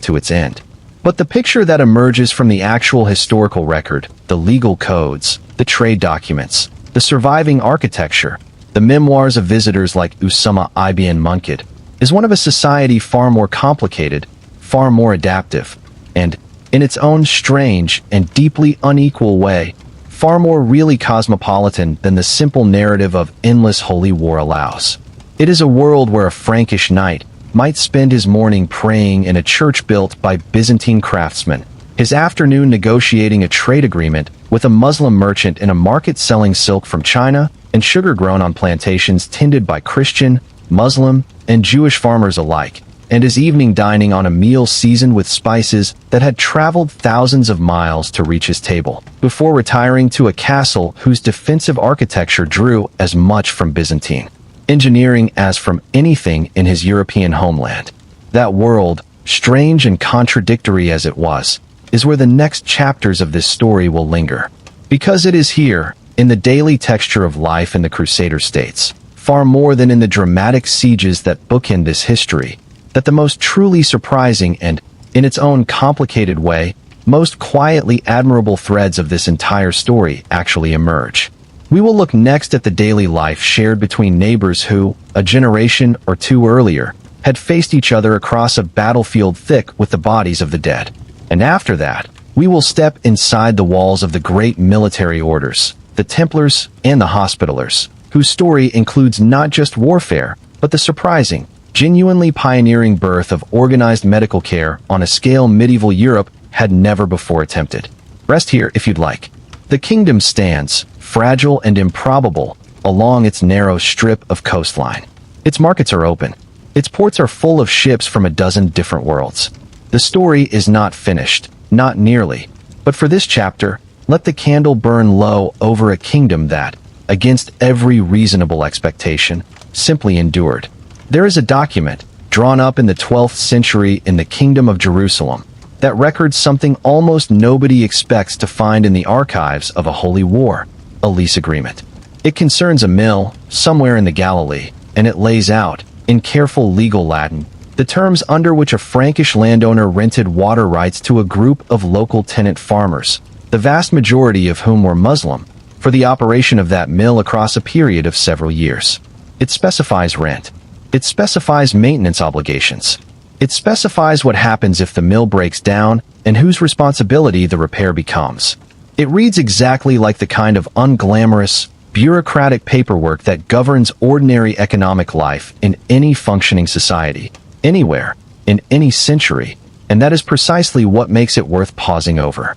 Nobody sat down to write a document like that in the middle of a war they expected to be permanent. Documents like that get written by people planning to live next to each other for a long time. This chapter is about that overlooked reality, the daily, unglamorous texture of life in the Crusader states, the version of Outremer that never makes it into the chansons de geste or the dramatic siege narratives, because it was simply too ordinary to write epic poetry about. Farmers farming, merchants haggling, neighbors borrowing tools. It is, in its own quiet way, one of the most actually surprising threads in this entire story, precisely because it is so unremarkable, and unremarkable coexistence, sustained across generations, tells you something that dramatic battles never can. Start with the countryside, because that is where the majority of the population of the Crusader states actually lived, far from the walled cities and their chronicled dramas. Agricultural villages across the Kingdom of Jerusalem, the Principality of Antioch, and the other Crusader territories were, in the overwhelming majority of cases, populated by the same Muslim and Eastern Christian peasant farmers who had worked that land before the Crusader conquest, continuing to farm it after, under a new landlord class, but largely according to the same rhythms of planting, harvest, and seasonal labor their families had followed for generations. Frankish lords, who typically held these villages as fiefs granted in exchange for military service to the crown, generally did not attempt to displace this existing population or import large numbers of European farmers to replace them, for the simple, practical reason that the existing population already knew how to farm this specific land, with its specific soil, its specific irrigation needs, its specific crop cycles, in ways that newly arrived Europeans simply did not. This produced, across the countryside of Outremer, a pattern of rural life that continued with notable continuity beneath the surface of a change in political rulership. Village councils, often composed of local elders, continued to manage many aspects of daily community life. Muslim religious practice continued largely unrestricted in rural areas far from the oversight of Catholic clergy concentrated in the major cities. Taxation, while now flowing to Frankish lords rather than to the previous Muslim administration, followed patterns and rates that were, according to the surviving tax records historians have studied, often not dramatically different from what had been collected before, an arrangement of practical continuity that made the transition of power for an ordinary farming family considerably less catastrophic than the conquest itself might suggest. The cities tell an even richer story, because it is in urban centers like Acre, Tyre, and Antioch that the genuine cosmopolitanism of Outremer becomes most vivid and most well documented. Acre, in particular, which grew across the 12th and 13th centuries into the single most important port city in the Crusader states, and eventually its de facto capital after the loss of Jerusalem itself, developed into a genuinely remarkable multicultural trading hub, a city where, according to contemporary accounts, one might hear Arabic, French, Italian, Greek, Armenian, and Hebrew all spoken within the same market square on any given day. The city's population included substantial communities of native Christians, Muslims who had remained after the conquest, Jews, and the mixed Frankish-Levantine population we discussed in the previous chapter, alongside the resident merchant communities from Venice, Genoa, and Pisa who maintained their own semi-autonomous quarters within the city, complete with their own churches, courts, and trading privileges negotiated directly with the Crusader kings. Contemporary travelers, including the German pilgrim Wilbrand of Oldenburg, who visited Acre in the early 13th century, left behind descriptions of the city's markets that emphasize precisely this diversity. Streets lined with shops selling goods from across the known world, craftsmen of every faith working side by side, and a level of urban bustle that visiting Europeans, accustomed to the far smaller and less commercially developed cities of their homeland, found genuinely overwhelming. Trade functioned in these cities largely without regard to religious boundary. Muslim, Jewish, and Christian merchants entered into business partnerships with each other as a matter of routine commercial practice, documented in surviving contracts and correspondence that specify shared investment in trading voyages, joint ownership of workshops, and lending arrangements that crossed every religious line the crusading movement's original rhetoric might have suggested was impassable. The Cairo Geniza documents, a vast archive of medieval Jewish correspondence and legal records preserved, unusually, in the storage room of a Cairo synagogue, include letters from Jewish merchants describing routine business dealings in Crusader-controlled ports,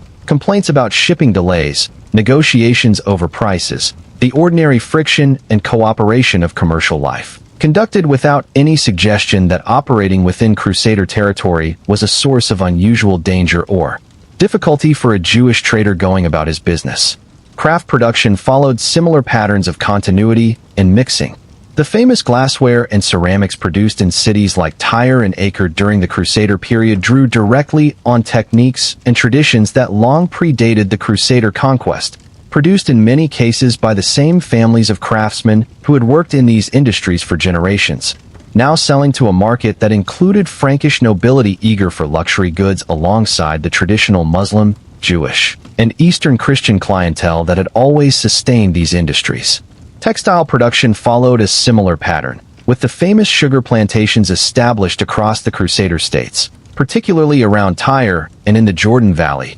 employing agricultural and processing techniques adapted directly from existing Islamic sugar cultivation methods, worked by a labor force that included Muslim, Christian, and enslaved workers together, producing a commodity that would, through Crusader trade networks, help introduce refined sugar to European markets on a scale it had never reached before, permanently altering European diet and cuisine in ways that would ripple forward for centuries. Language itself became a marker of this daily mixing. Surviving legal and administrative documents from the Crusader states show a really striking degree of multilingual practice, with official documents sometimes drafted in Latin, French, and Arabic versions simultaneously, and with evidence that a meaningful portion of the Frankish administrative class, particularly those born and raised in the Crusader states rather than recent arrivals from Europe, developed real fluency in spoken Arabic, a practical necessity for governing, taxing, and trading with a population that remained overwhelmingly Arabic-speaking throughout the Crusader period. This linguistic reality created, inevitably, a class of interpreters, scribes, and go-betweens, often drawn from local Christian communities who were themselves bilingual by upbringing, whose daily work of translation and mediation formed an essential, if largely unrecorded, thread holding this entire society together. None of this coexistence erases the real inequalities and tensions that unmistakably existed throughout the Crusader period, too. Muslim and Jewish residents of the Crusader states occupied a legally subordinate position, paid taxes their Frankish rulers did not, and lived under a political system in which they had no formal voice in their own governance. Periods of heightened tension, particularly during and immediately after major military campaigns, could and did produce real hostility, restriction, and occasionally violence against local minority populations.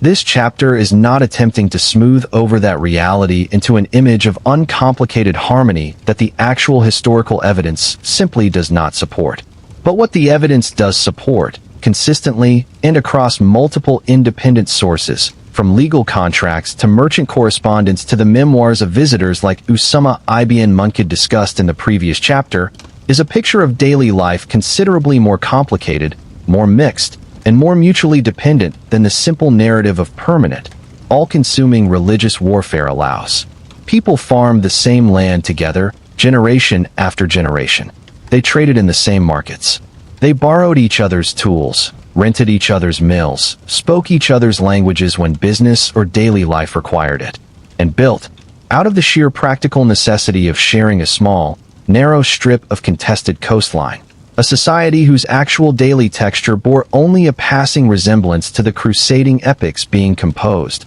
at the very same time, back in the courts of Europe, about the glorious war being fought to defend it. That gap between the story Europe told itself about the Crusader states and the far messier, more interdependent reality of daily life within them, keeps showing up throughout this whole history, and it's worth pausing on. The next chapter takes us inside one of the most striking examples of that gap. The military religious orders, the Templars and the Hospitallers, remembered in popular imagination almost entirely as fighting monks, warrior priests sworn to holy violence, and yet responsible, in practice, for building and operating some of the most sophisticated charitable and medical institutions the medieval world had ever seen. Rest here a moment, if you'd like. The markets are still open below the castle walls. Somewhere in that crowd, a Frankish knight is haggling, in passable Arabic, over the price of dyed silk, while a Muslim farmer 3 fields over is arguing with his Christian neighbor about whose turn it is to use the shared well.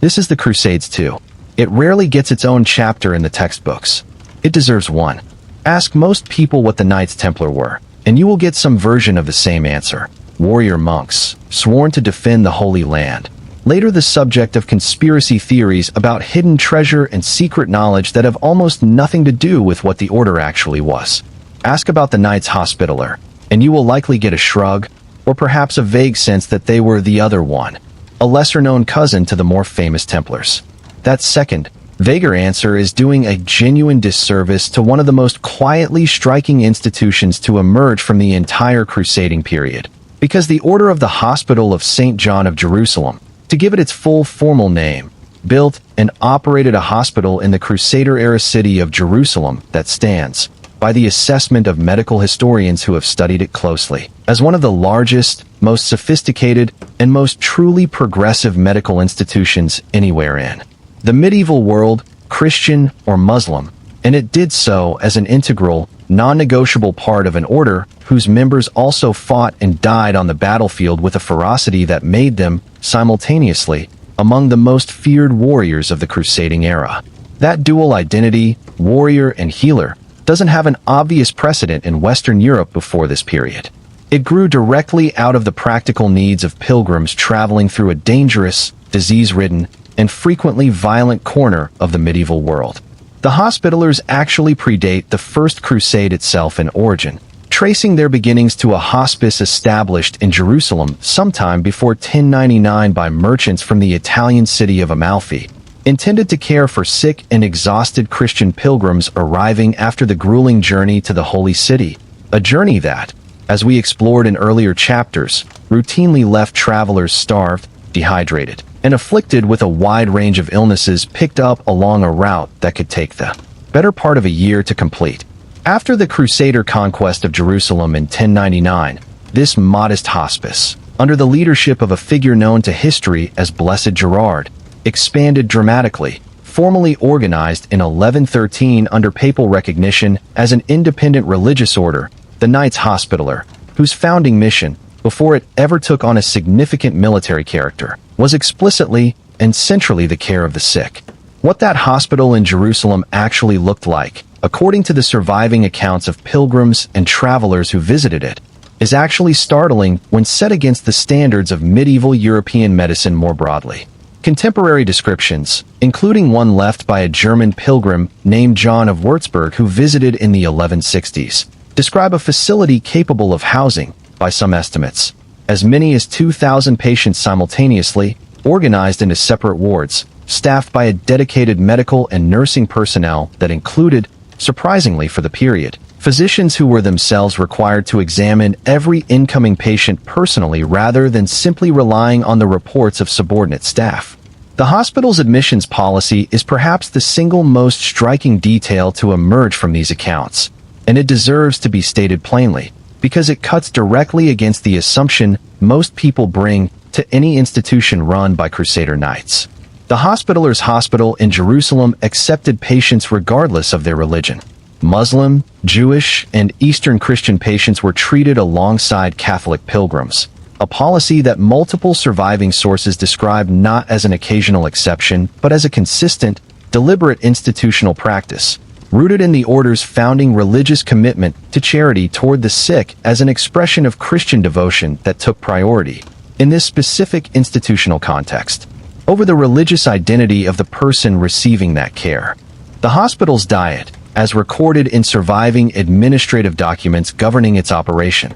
reflected a level of attention to patient welfare that would not become standard in European hospitals for centuries. Patients were provided with meat, and genuine luxury in an age when meat consumption was tightly correlated with wealth and status, served on silver dishes rather than the wooden or ceramic vessels typical of the period, a detail contemporary chroniclers specifically remarked upon as evidence of the order's exceptional commitment to patient dignity. Separate provisions were made for patients with dietary restrictions related to their illness. A dedicated maternity ward cared for pregnant pilgrims and their newborns, complete with wet nurses provided for infants whose mothers could not nurse them, and orphaned or abandoned infants were, according to surviving records, taken in and cared for by the order as a matter of established policy rather than ad hoc charity. The order also maintained what might reasonably be described as a formal medical education and record-keeping system, with evidence suggesting the hospital trained its own physicians and surgeons,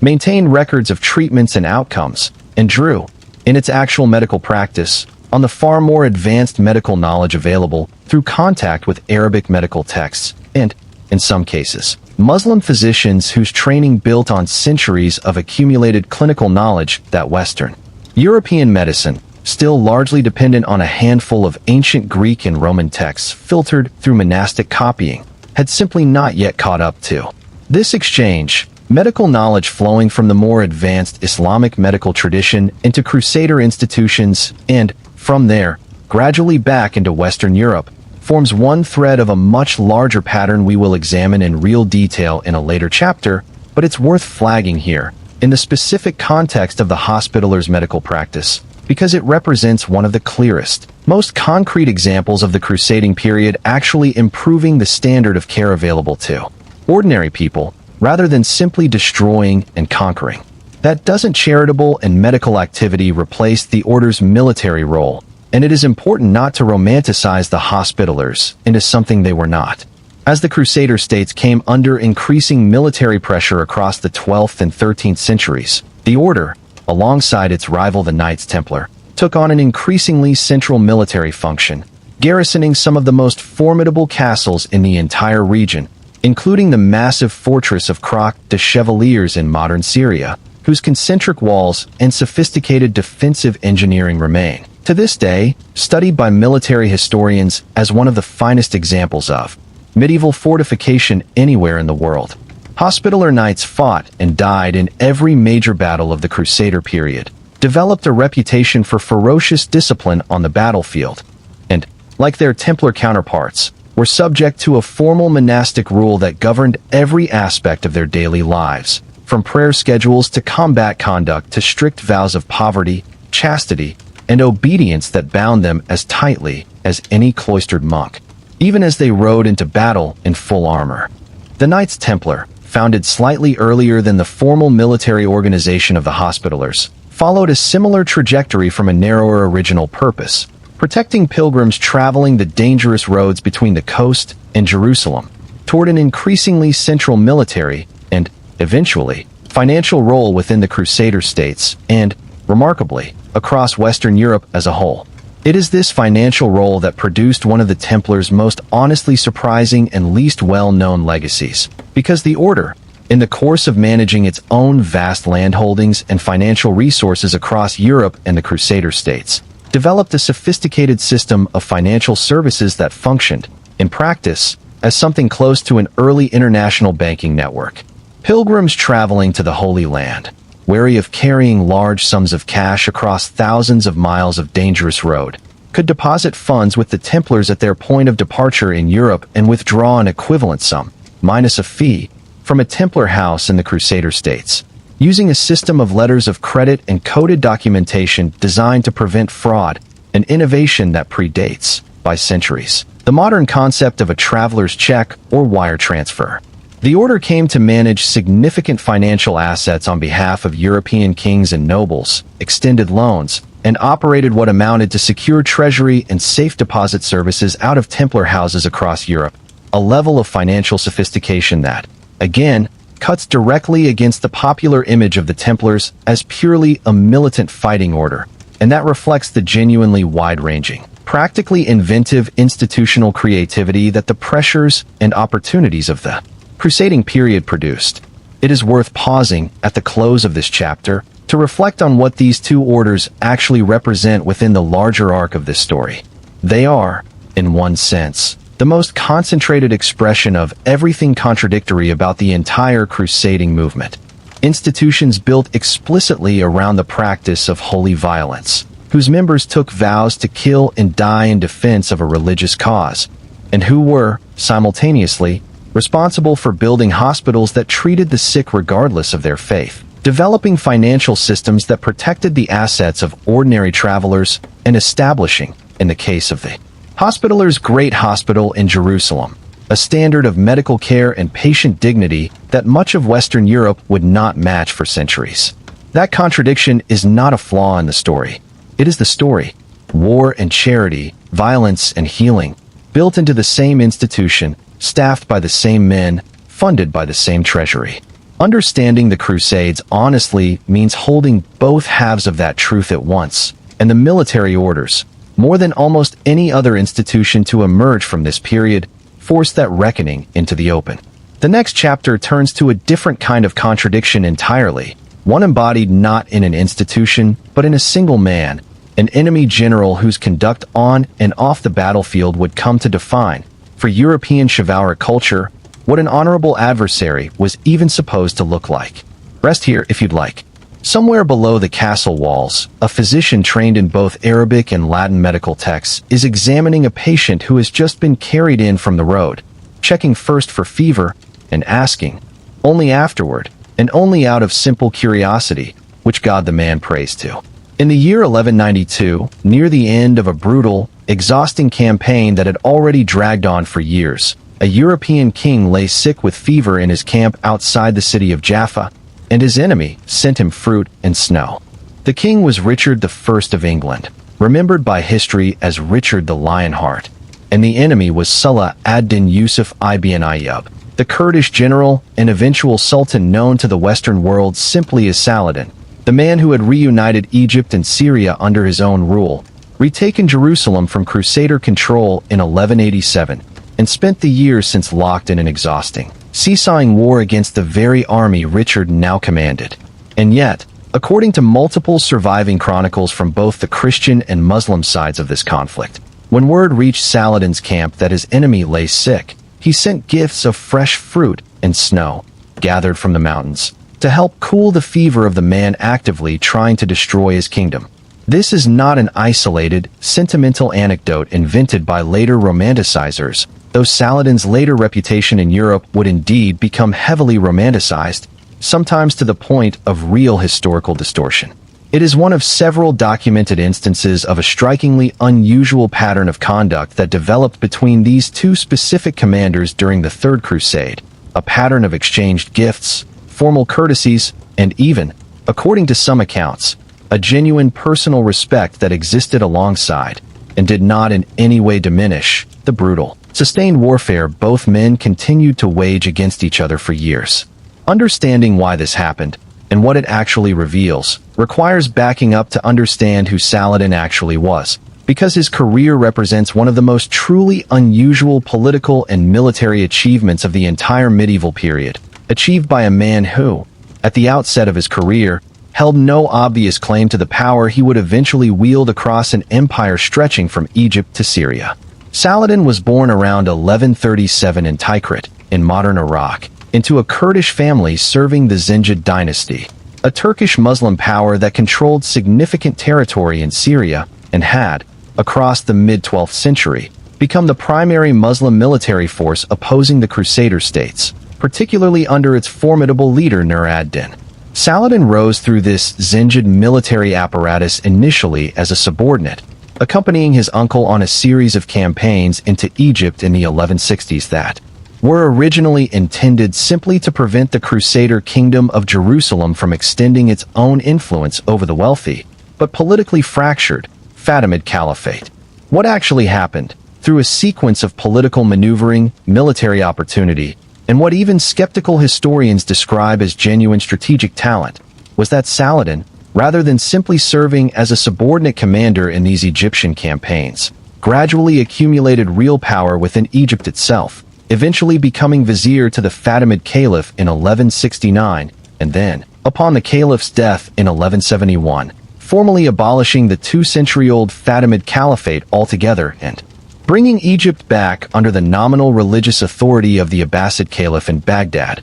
a move of enormous religious and political significance that repositioned Saladin, almost overnight, as a major independent power in his own right, no longer merely a subordinate commander serving someone else's dynasty. From this base in Egypt, Saladin spent the following decade and a half engaged in a patient, methodical campaign of consolidation, gradually extending his authority over Damascus, Aleppo, and much of Syria, often through a careful combination of military pressure and political negotiation with rival Muslim rulers, rather than through indiscriminate warfare, building, piece by piece, the kind of unified Muslim political and military coalition that had simply not existed during the fractured, divided decades when the First Crusade had first carved out its territories in the Levant. This unification, more than any single battlefield innovation, is what ultimately made Saladin's later victories against the Crusader states possible, because it solved the fundamental strategic problem that had allowed those fragile Crusader kingdoms to survive for as long as they had in the first place.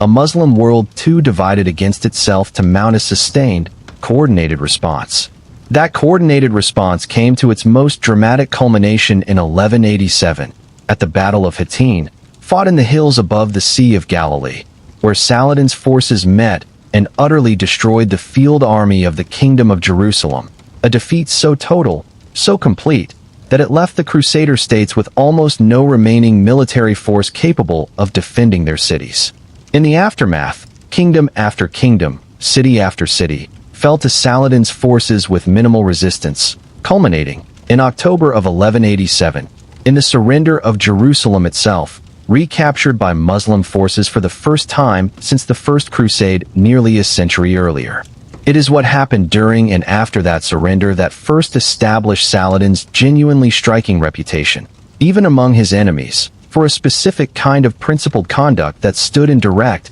deliberate contrast to the massacre that had accompanied the Crusader conquest of the same city in 1099. Rather than sack Jerusalem and slaughter its population, as the Crusaders had done nearly a century before, Saladin negotiated terms of surrender that allowed the city's Christian inhabitants to ransom their freedom for a set price. And, in a detail multiple chroniclers on both sides specifically highlight, personally arranged for thousands of Christians too poor to pay the ransom to be released without payment anyway, funding a portion of this himself and pressuring his own commanders to show mercy where the letter of the surrender agreement might technically have permitted harsher treatment. This was not, it should be said clearly, simple sentimentality. Saladin was, throughout his career, a genuinely ruthless military commander, capable of harsh treatment toward enemies when he judged it strategically or religiously necessary, including, notoriously, his execution of captured members of the Templar and Hospitaller military orders after the Battle of Hattin, whom he regarded as uniquely dangerous and unredeemable enemies precisely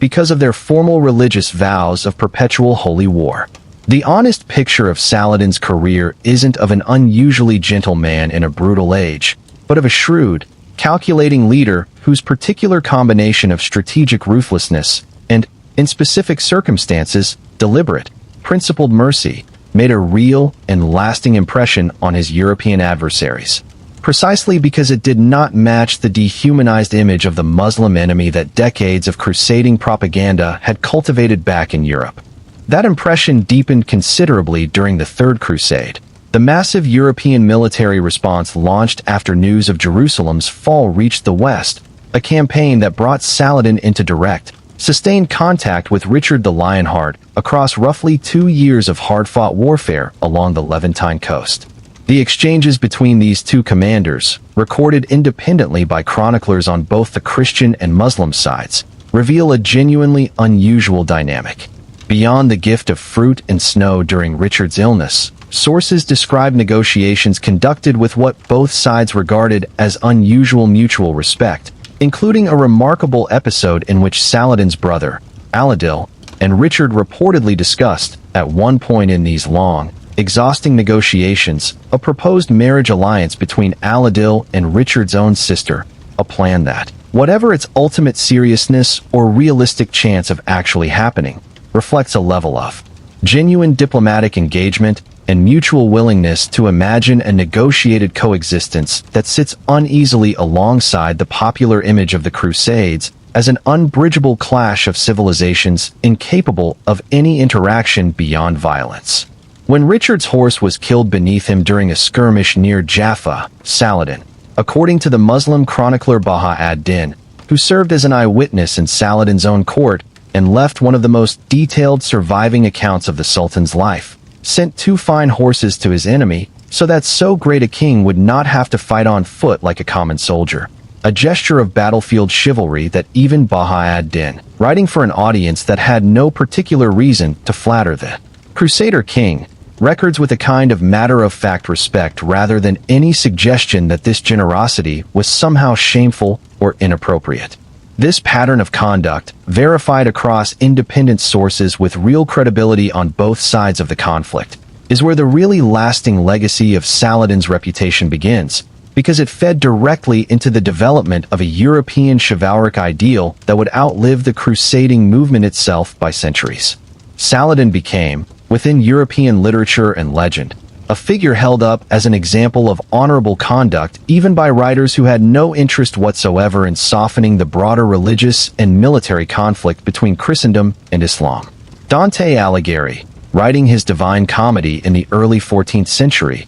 over a century after Saladin's death, placed the Sultan not in hell alongside other non-Christians the poem consigns to eternal punishment, but in limbo, among the virtuous pagans, a small circle of pre-Christian and non-Christian figures whose evident nobility of character earned them a measure of respect the poem's otherwise strict theological framework rarely extended to anyone born outside the Christian faith. Later medieval and early modern European literature would continue to develop and, admittedly, often romanticize and distort Saladin's story, but the underlying core, that this was a Muslim adversary whose conduct European writers themselves held up as an example worth emulating, remains strikingly consistent across centuries of retelling. What this pattern reveals, at the level of this story's broader argument, is something truly significant about how the concept of chivalry itself developed during the crusading period. The formal code of chivalric conduct that would come to define European aristocratic culture for the remainder of the medieval period and beyond, encompassing not just battlefield courage but specific ideals about mercy toward defeated enemies, respect for a worthy adversary, and honorable conduct even in the pursuit of victory, did not develop in isolation within European Christian culture alone. It developed, in significant part, through direct contact and comparison with Muslim adversaries whose own military and cultural traditions included parallel, and in some respects more developed, concepts of honorable warfare, generosity toward defeated enemies, and personal magnanimity, concepts already present within Islamic tradition and specifically embodied, in the eyes of European observers who fought against him and wrote about him afterward, by Saladin himself. This does not mean the actual warfare between Crusader and Muslim forces was somehow gentle or restrained in general practice. It was not. Massacres, brutal sieges, and the killing of civilians and prisoners occurred, as we have already documented in earlier chapters and will encounter again in the chapters ahead, on both sides of this conflict across its full 2-century span. Saladin's own conduct, as noted above, included real brutality when he judged it warranted. The Third Crusade itself, which produced these surprising exchanges between Richard and Saladin, also included, at the Siege of Acre, a mass execution of Muslim prisoners ordered by Richard himself after negotiations over ransom and prisoner exchange broke down, an atrocity that stands as one of the darkest episodes of the entire crusade and that existed, uncomfortably, in the very same campaign, waged by the very same king, who was simultaneously exchanging gifts and mutual courtesies with his enemy's own brother. That contradiction, chivalrous courtesy and brutal massacre occurring within months of each other, involving the very same commanders, is not a flaw in the historical record. It is, again, simply what the actual record shows, a reminder that the men fighting this war were neither simple monsters nor simple heroes, but complicated human beings capable of both genuine, principled mercy and genuine, calculated brutality, sometimes within the same campaign, sometimes, it seems, within the same week. What endured, in the centuries that followed, was the image of Saladin as the enemy who commanded respect, an idea that would ripple forward through European literature, art, and popular culture for the better part of a millennium. An idea that stands as one of the more genuinely surprising legacies of a war that popular imagination usually remembers only for its capacity to dehumanize the enemy on the other side of the battlefield. The next chapter turns to a different, quieter kind of exchange entirely, one that left a far larger, if far less romantic, mark on the actual trajectory of European civilization. The slow, patient work of scholars and translators who spent the crusading period moving centuries of Greek philosophy, Arabic science, and Persian medicine across the linguistic and religious boundaries this war was, in theory, supposed to make impassable.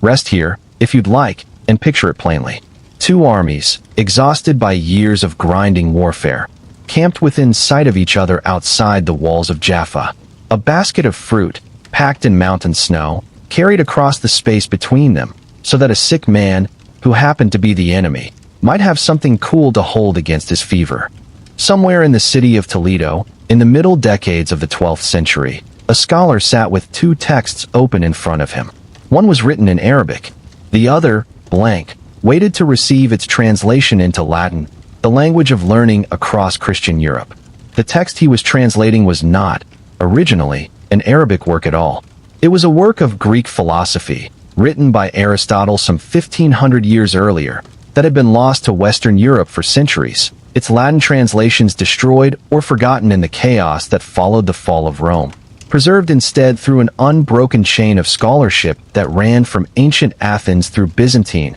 and then Arabic-speaking hands, annotated, debated, and expanded upon by generations of Islamic philosophers before finally arriving, by way of Muslim Spain, on this scholar's desk in a city that had itself passed from Muslim to Christian rule only decades before. This is the story this chapter wants to tell, and it is, in many ways, the story with the longest and most actually transformative legacy of anything the crusading period produced, even though it involves almost no fighting at all. It is the story of how an enormous body of ancient philosophy, mathematics, astronomy, and medicine developed, preserved, and in many cases substantially advanced within the Islamic world across the preceding 4 centuries, made its way into Western Europe during the very same period that European knights were marching east to fight holy wars, arriving through a slower, quieter, and ultimately far more consequential current of contact than anything that happened on a battlefield.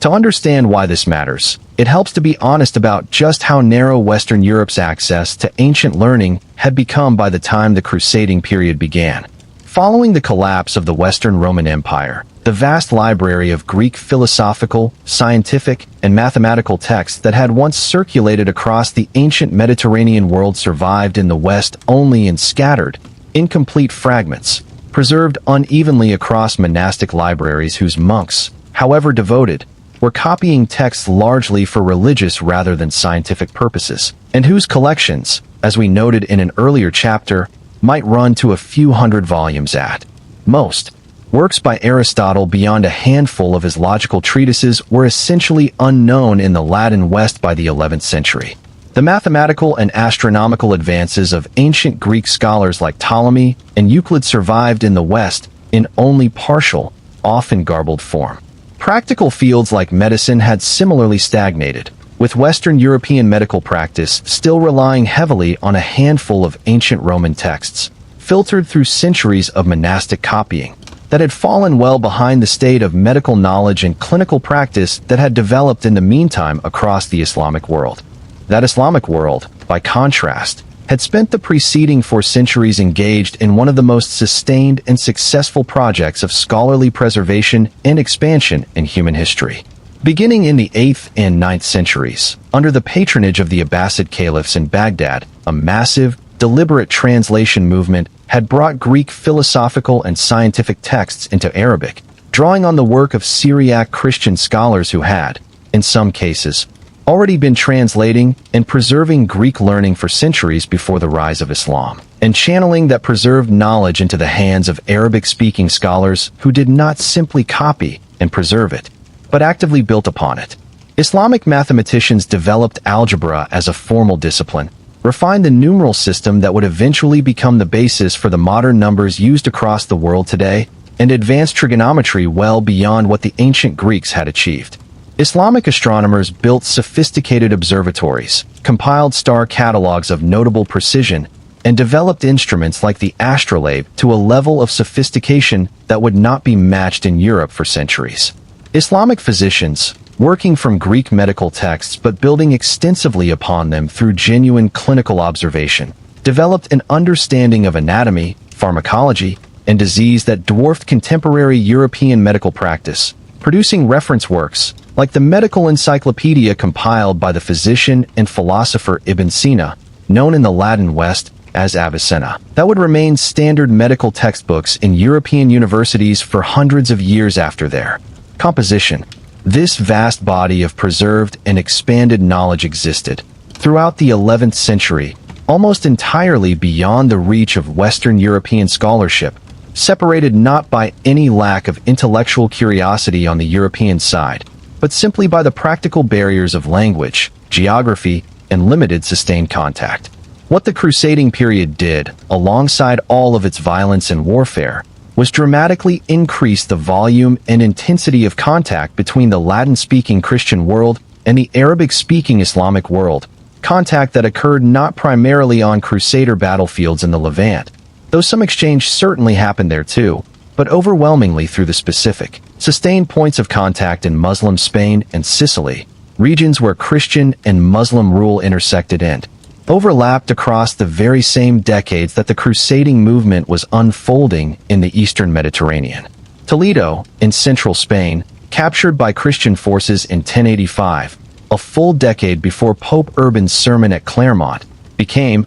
across the 12th century, the single most important center of this translation activity anywhere in Europe, precisely because it combined a large existing population of Arabic-speaking scholars, both Muslim and Jewish, with new Christian rule eager to draw on the intellectual riches the city already possessed. The so-called Toledo School of Translators, though it was never a single formal institution so much as a loose, evolving network of scholars working across several generations, brought together Christian, Jewish, and Muslim intellectuals in a genuinely remarkable collaborative project, often working in teams where a local Jewish or Muslim scholar fluent in Arabic would translate a text orally into the regional vernacular language, Castilian, which a Christian scholar would then render into formal Latin, a painstaking, multi-step process that nonetheless succeeded, across the 12th and 13th centuries, in bringing an enormous body of philosophical, scientific,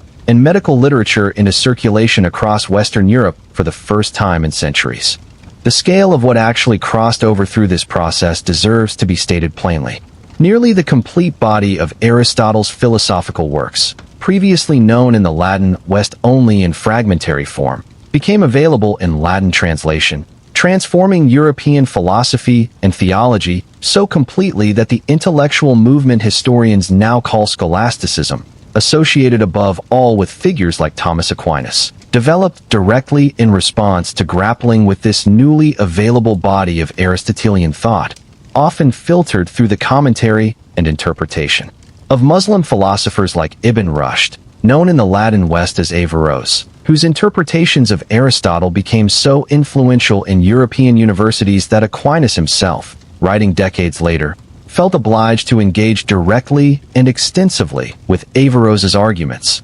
sometimes agreeing, often disagreeing, but always treating this Muslim philosopher's work as a serious intellectual interlocutor whose ideas had to be reckoned with rather than simply dismissed. Mathematics and astronomy followed a similar pattern of transformative influence. The numeral system translated into Europe through this Arabic scholarly tradition, itself originally drawn from Indian mathematics, gradually displaced the cumbersome Roman numeral system that had made even basic arithmetic genuinely difficult, laying essential groundwork for the development of European mathematics, commerce, and eventually science across the following centuries. Astronomical texts and instruments, including detailed instructions for constructing and using the astrolabe, a sophisticated device for calculating the position of celestial bodies that had reached a level of refinement in the Islamic world far beyond anything available in contemporary Europe, entered European scholarly and practical use through this same current of translation, feeding directly into the astronomical work that European scholars would build upon for centuries. Medicine, perhaps more than any other field, saw an immediate and lasting transformation in European practice through this same process of translation and contact. Avicenna's medical encyclopedia, translated into Latin during this period, became the standard textbook of medical education at European universities, including the medical school at Salerno in Italy and later at the great universities of Paris and Bologna, remaining in active use in European medical curricula for an astonishing 500 years after its composition. Surgical techniques, pharmacological knowledge, and clinical practices developed within the Islamic medical tradition, including practices around hospital organization that, as we explored in the previous chapter's discussion of the Hospitallers, Crusader institutions in the Levant had direct, first-hand exposure to, flowed into European medical practice through this same broad current of contact and translation,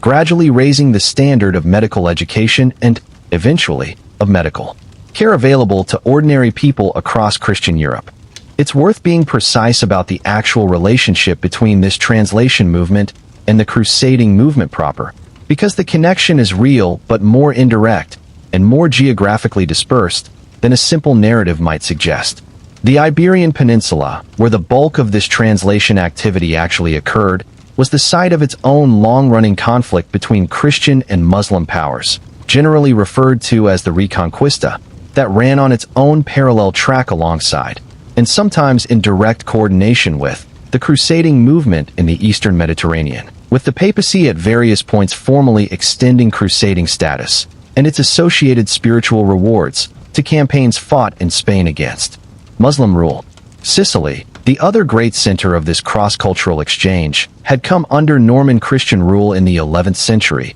producing its own striking multicultural court culture, particularly under King Roger II and his successors, where Christian, Muslim, and Jewish scholars worked side by side under royal patronage. A level of institutionalized cross-cultural intellectual cooperation that stood in really striking contrast to the more militarized contact happening simultaneously in the Crusader states themselves. What ties all of this together across Spain, Sicily, and the Crusader states of the Levant is not a single coordinated project, but a broader historical moment, the 11th through 13th centuries, during which the expanding military, political, and commercial contact between Christian Europe and the Islamic world, driven in significant part by the crusading movement's broader reshaping of Mediterranean geopolitics, created far more numerous and far more sustained points of intellectual contact than had existed in the centuries immediately prior. The crusading armies themselves were not, for the most part,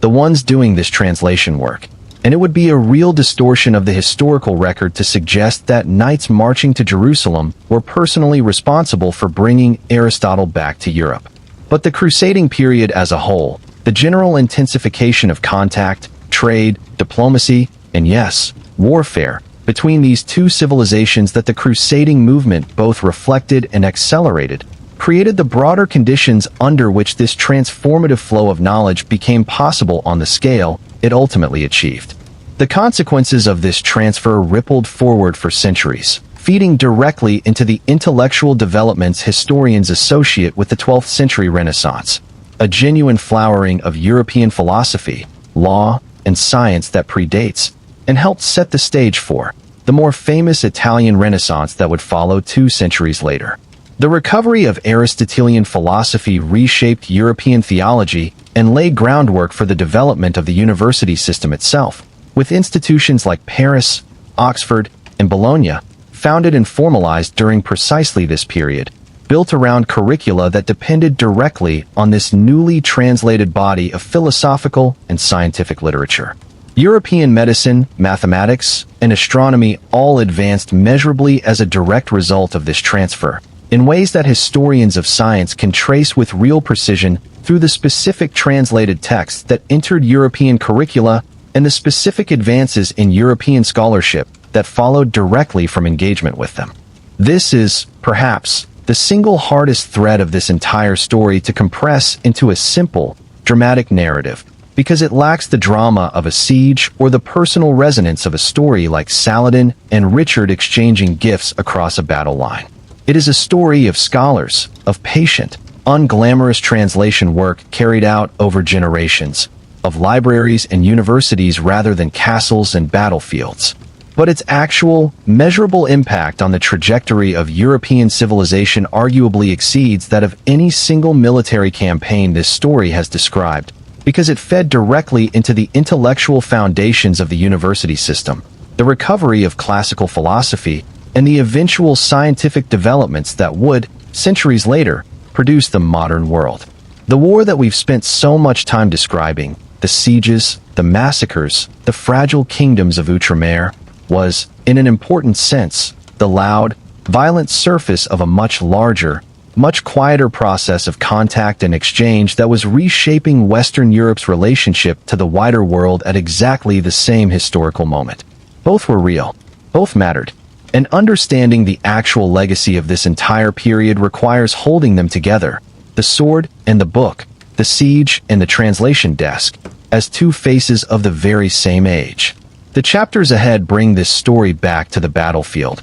because the fragile kingdoms of Outremer, for all the coexistence and exchange this story has documented, were, in the end, a military and political project that could not sustain itself forever against an increasingly unified and increasingly capable set of Muslim powers in the region. The next chapter follows that slow, grinding decline to its final, decisive conclusion at the walls of the city of Acre. Rest here a while first, if you'd like. Somewhere in a quiet room in Toledo, 3 scholars, 1 Christian, 1 Muslim, 1 Jewish, are bent over the same table, passing a single fragile manuscript back and forth between them, working, sentence by sentence, to carry Aristotle across a linguistic gap that had stood, until this very room, until this very afternoon, for the better part of 1,000 years. The kingdoms of Outremer did not fall in a single dramatic battle. They eroded, slowly, across more than a century,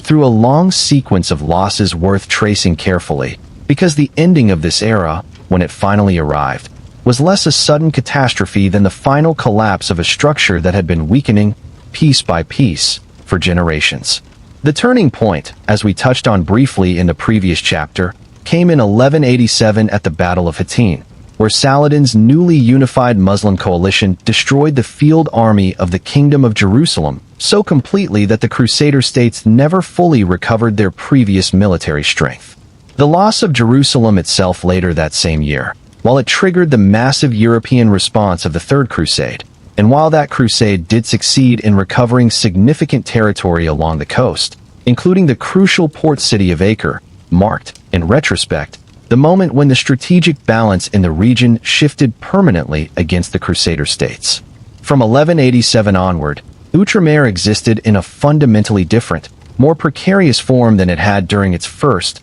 more expansive century, reduced increasingly to a narrow coastal strip of cities and fortresses, dependent more heavily than ever on periodic reinforcement from Europe and on the negotiated truces that its rulers, with increasing frequency, sought with their now far more powerful Muslim neighbors. The century that followed 1187 was punctuated by further crusading expeditions launched from Europe, each attempting, with varying degrees of ambition and success, to reverse this deteriorating strategic position. The Third Crusade, which brought Richard the Lionheart into his famous, complicated relationship with Saladin explored in the previous chapter, succeeded in recovering the coast, but failed in its ultimate goal of retaking Jerusalem itself, ending instead in a negotiated truce that allowed Christian pilgrims access to the city without restoring it to Crusader political control. A pragmatic if spiritually unsatisfying outcome that nonetheless kept the pilgrimage routes,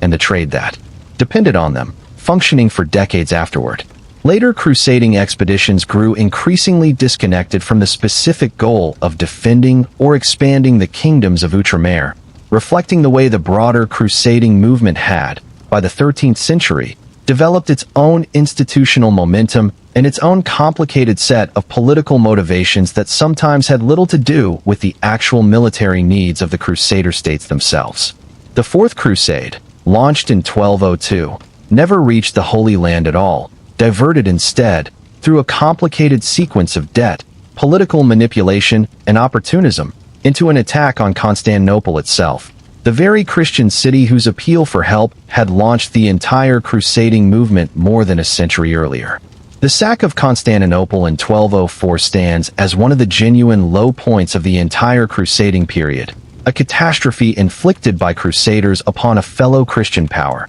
and it fatally weakened the Byzantine Empire in ways that would, over the following 2 centuries, contribute directly to its eventual final collapse. A consequence that reverberated far beyond the immediate scandal of the attack itself, and that most historians regard as one of the crusading movement's most truly indefensible episodes, difficult to square with any of the movement's original stated purposes. Subsequent crusades continued to be launched across the 13th century, including expeditions led by the French King Louis IX, later canonized as Saint Louis, whose 2 separate crusading campaigns, the first ending in his own capture and ransom in Egypt, the second ending in his death from disease outside Tunis, reflect both the continuing depth of genuine religious devotion that motivated crusading well into the 13th century and the increasingly difficult, often disastrous, results these later campaigns actually achieved. By the second half of the 13th century, the strategic position of Outremer had become genuinely dire, squeezed between an increasingly assertive and militarily formidable set of Muslim powers in the region, first the successors of Saladin's own dynasty, and then, from the 1250s onward, the Mamluk Sultanate, a new Egyptian-based power built, unusually, on a ruling class of former enslaved soldiers who had seized political control in their own right, and who would prove to be the Crusader state's most militarily capable and most relentless final adversary. The Mamluk sultans, particularly the formidable Baybars, who came to power in 1260, pursued a systematic, methodical campaign against the remaining Crusader territories, capturing city after city, fortress after fortress, across the 1260s and 1270s, including the massive Hospitaller fortress of Croc de Chevaliers, which fell to Mamluk forces in 1271 after the defenders, recognizing the hopelessness of continued resistance against Baybars' siege engines, negotiated a surrender that allowed them safe passage, a fortress that had stood, by that point, as one of the most formidable defensive works in the entire Crusader states, now reduced to Mamluk control after a siege of remarkably short duration compared to the great sieges of the crusading movement's earlier centuries. A testament to just how far Mamluk siege technology and organization had advanced beyond what earlier Muslim armies in the region had possessed. By the 1280s, the Crusader states had been reduced to a small handful of coastal cities, most prominently Acre itself, which had grown, across the preceding century, into the effective capital of what remained of the Kingdom of Jerusalem, a genuinely wealthy and cosmopolitan trading city, as we explored in an earlier chapter, but one whose continued political independence depended increasingly on the Mamluk Sultanate's own strategic calculations rather than on any remaining Crusader military capacity to defend it independently. The final siege of Acre, which began in the spring of 1291 under the Mamluk Sultan al-Ashraf Khalil, who had succeeded to the Sultanate the previous year with an explicit determination to finish what his predecessors had started, brought overwhelming force against a city whose defenders, despite genuine courage documented in the surviving accounts from both sides, simply lacked the numbers or resources to withstand a siege conducted by a Mamluk army of a scale and sophistication that dwarfed what the Crusader states had faced even in their darkest previous moments. Estimates of the besieging Mamluk force run into the tens of thousands, supported by an array of siege engines that had been specifically built and transported for this campaign, arrayed against a defending garrison numbering, by most estimates, only a few thousand knights and soldiers, reinforced by a civilian population that, in the final weeks of the siege, attempted a desperate evacuation by sea even as the city's walls were being breached. The city fell in May of 1291, after a siege of roughly 6 weeks, in scenes of chaos and violence that surviving accounts describe in honestly harrowing detail, ships overloaded with fleeing civilians capsizing in the harbor, a final, doomed defense mounted by the remaining Templar garrison inside their own fortified compound within the city, which held out for several additional days after the rest of Acre had fallen before it, too, was overwhelmed. With Acre's fall, the last significant Crusader territory on the Levantine mainland was gone, and within months, the remaining smaller Crusader outposts along the coast, recognizing the hopelessness of their position without Acre to serve as a base of resupply and reinforcement, were evacuated or abandoned entirely. Nearly 200 years after Pope Urban's sermon at Clermont had first set this entire movement in motion, the kingdoms of Outremer, the fragile, cosmopolitan, genuinely improbable territories this story has spent so much time exploring, simply ceased to exist as a political reality on the map of the Levant. It's worth pausing here to reflect honestly on why this ending arrived when it did, because the reasons run deeper than any single military defeat,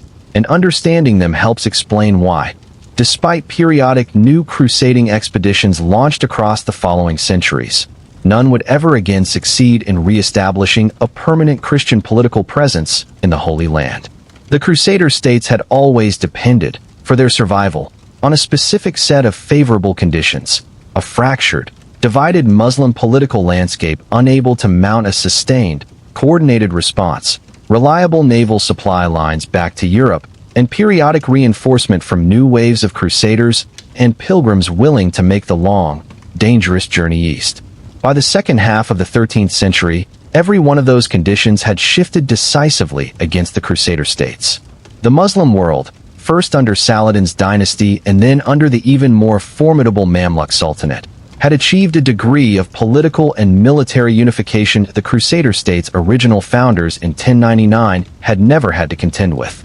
European enthusiasm for new crusading expeditions, while it never disappeared entirely, had really cooled across the 13th century, worn down by a long sequence of expensive, difficult campaigns that had produced diminishing returns and increasingly redirected, in any case, toward crusading campaigns closer to home, in Spain, in the Baltic, and, in the case of the catastrophic Fourth Crusade, against fellow Christians in Constantinople itself. The fall of Acre in 1291 did not end European fascination with crusading as an idea, and expeditions bearing the crusading label, aimed at various targets across Europe and the Mediterranean, would continue to be launched for centuries afterward. But it did mark, decisively and permanently, the end of the specific historical experiment we've spent 11 chapters exploring, the 2-century-long attempt to establish and sustain an independent Christian political presence in the Levant, born out of a sermon in a French field, carried across the impossible march of the First Crusade, tested by massacre and by coexistence in equal measure, and finally extinguished on the walls and in the burning harbor of a wealthy trading city whose markets, only decades earlier, had rung with the languages of half the known world. What that experiment actually left behind, once the smoke over Acre's harbor had cleared and the last ships carrying its refugees had scattered across the Mediterranean, is the subject of this story's final chapter, and it is a legacy considerably larger and considerably more surprising than the simple fact of the Crusader states' eventual military failure might suggest. Rest here, if you'd like, one last time before the story's final turn. The harbor is burning. The ships are overloaded, listing dangerously as they pull away from a city that, for 200 years, had somehow, improbably, held its ground at the edge of a war that both attracted the very best and produced some of the very worst that this entire long, contradictory age had to offer. Here is the question this entire story has been quietly building toward, chapter by chapter, and it deserves a direct answer now that the last Crusader banner has come down from the walls of Acre. Did any of it matter, beyond the 2 centuries of warfare, massacre, and eventual military failure this story has traced in such careful detail? Or was the entire crusading project, in the end, simply a very long, very bloody dead end, a chapter of history whose only lasting legacy is the suffering it caused along the way? The honest answer, gathered from everything I've actually shown you across its previous 11 chapters, is neither of those simple options. The Crusades were not a triumphant success story whose violence can be waved away by pointing to its side effects, and this story has never once tried to argue that. The massacre at Jerusalem in 1099, the slaughter of Jewish communities in the Rhineland, the sack of Constantinople in 1204,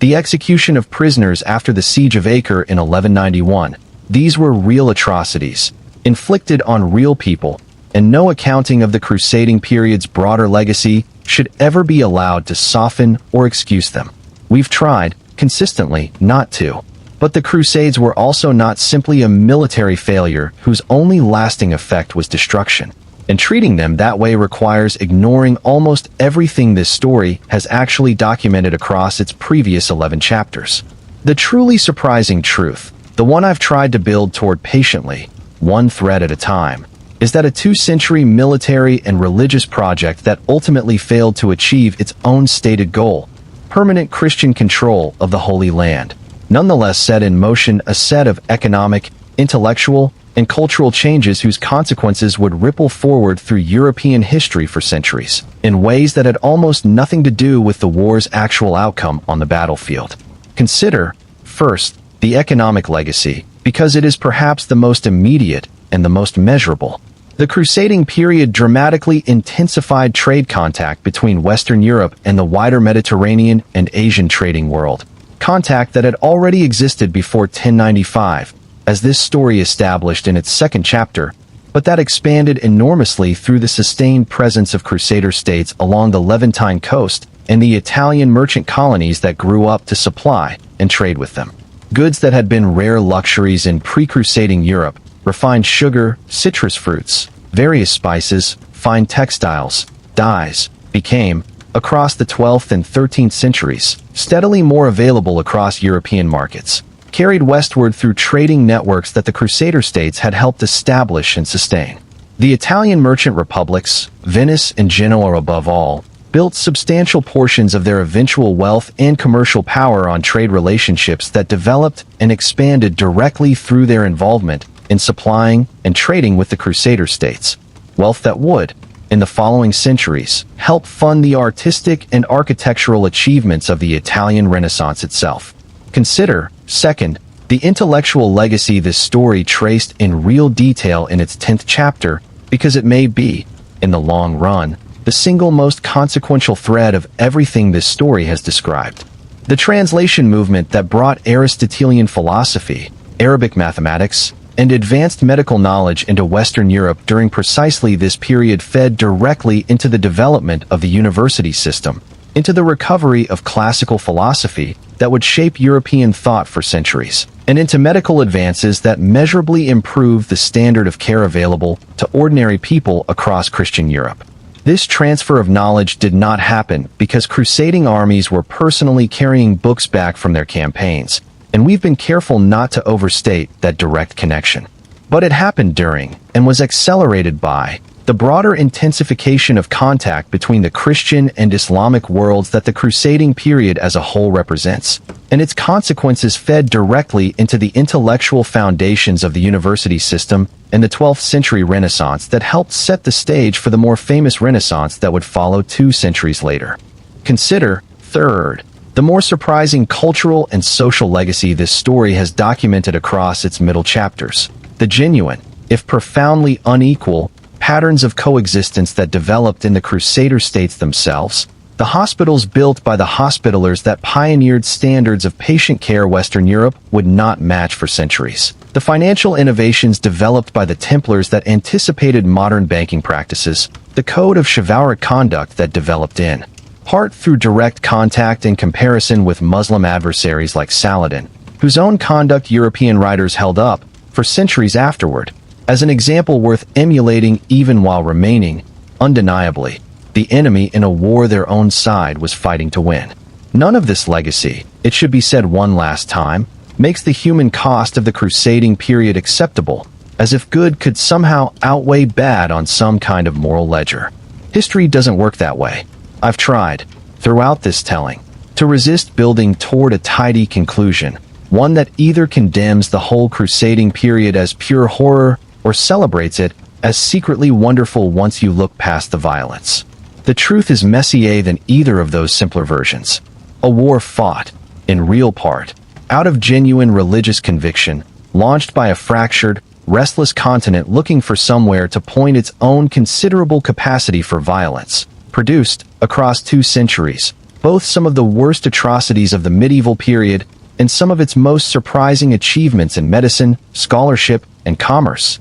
and, in specific, well-documented moments. Simple human decency shown between enemies who had every reason and every encouragement from their own societies to see each other as something less than fully human. That contradiction, held together rather than resolved, is what this whole telling has actually been about. From that first letter home from a hungry, homesick knight in the opening chapter, to the burning harbor of Acre in the chapter just before this one. The Crusades were not awesome in the simple sense the title has been quietly needling you with since the very first sentence. They were not a triumphant, uncomplicated good. But they were not simply a catastrophe either, a 2-century mistake whose only legacy was suffering. They were something far stranger and far more human than either of those 2 simple stories. A long, brutal, occasionally horrifying, occasionally honestly admirable collision between civilizations that, in the process of trying to destroy and conquer each other, ended up trading libraries, building hospitals, developing a code of honor, and quietly, unintentionally, laying some of the groundwork for the modern world that would eventually rise from all of it. If there is a single insight worth carrying away from these 12 chapters, it might be this. History rarely hands us the clean stories we want, the simple villains and simple heroes, the wars that were either entirely righteous or entirely senseless. The real past, when you actually sit with it long enough to look past the version you were handed in school, tends to look a great deal more like the Crusades, full of people capable of both atrocity and genuine kindness, sometimes within the very same campaign, sometimes within the very same week, building things worth remembering even in the middle of doing things that deserve to be condemned without qualification. That is, perhaps, the real reason this particular corner of history rewards slow, patient attention rather than a quick, simple verdict. It refuses to resolve into something easy. And there is something genuinely valuable, something worth carrying with you long after this story ends, in learning to sit with that kind of difficulty rather than reaching for the nearest simple answer. If this journey through the long, contradictory age of the Crusades gave you something to think about tonight, consider staying a while longer in the sleepy archive. There are other wars waiting in the dark corners of history that deserve this same slow, careful telling. Other centuries full of people who were neither simply monsters nor simply heroes, just like the ones you have spent the last several hours walking beside. Subscribe if you would like to keep wandering through them with me, one quiet, unhurried chapter at a time. Sleep well. The candle is nearly out. The rest, as always, can wait until morning.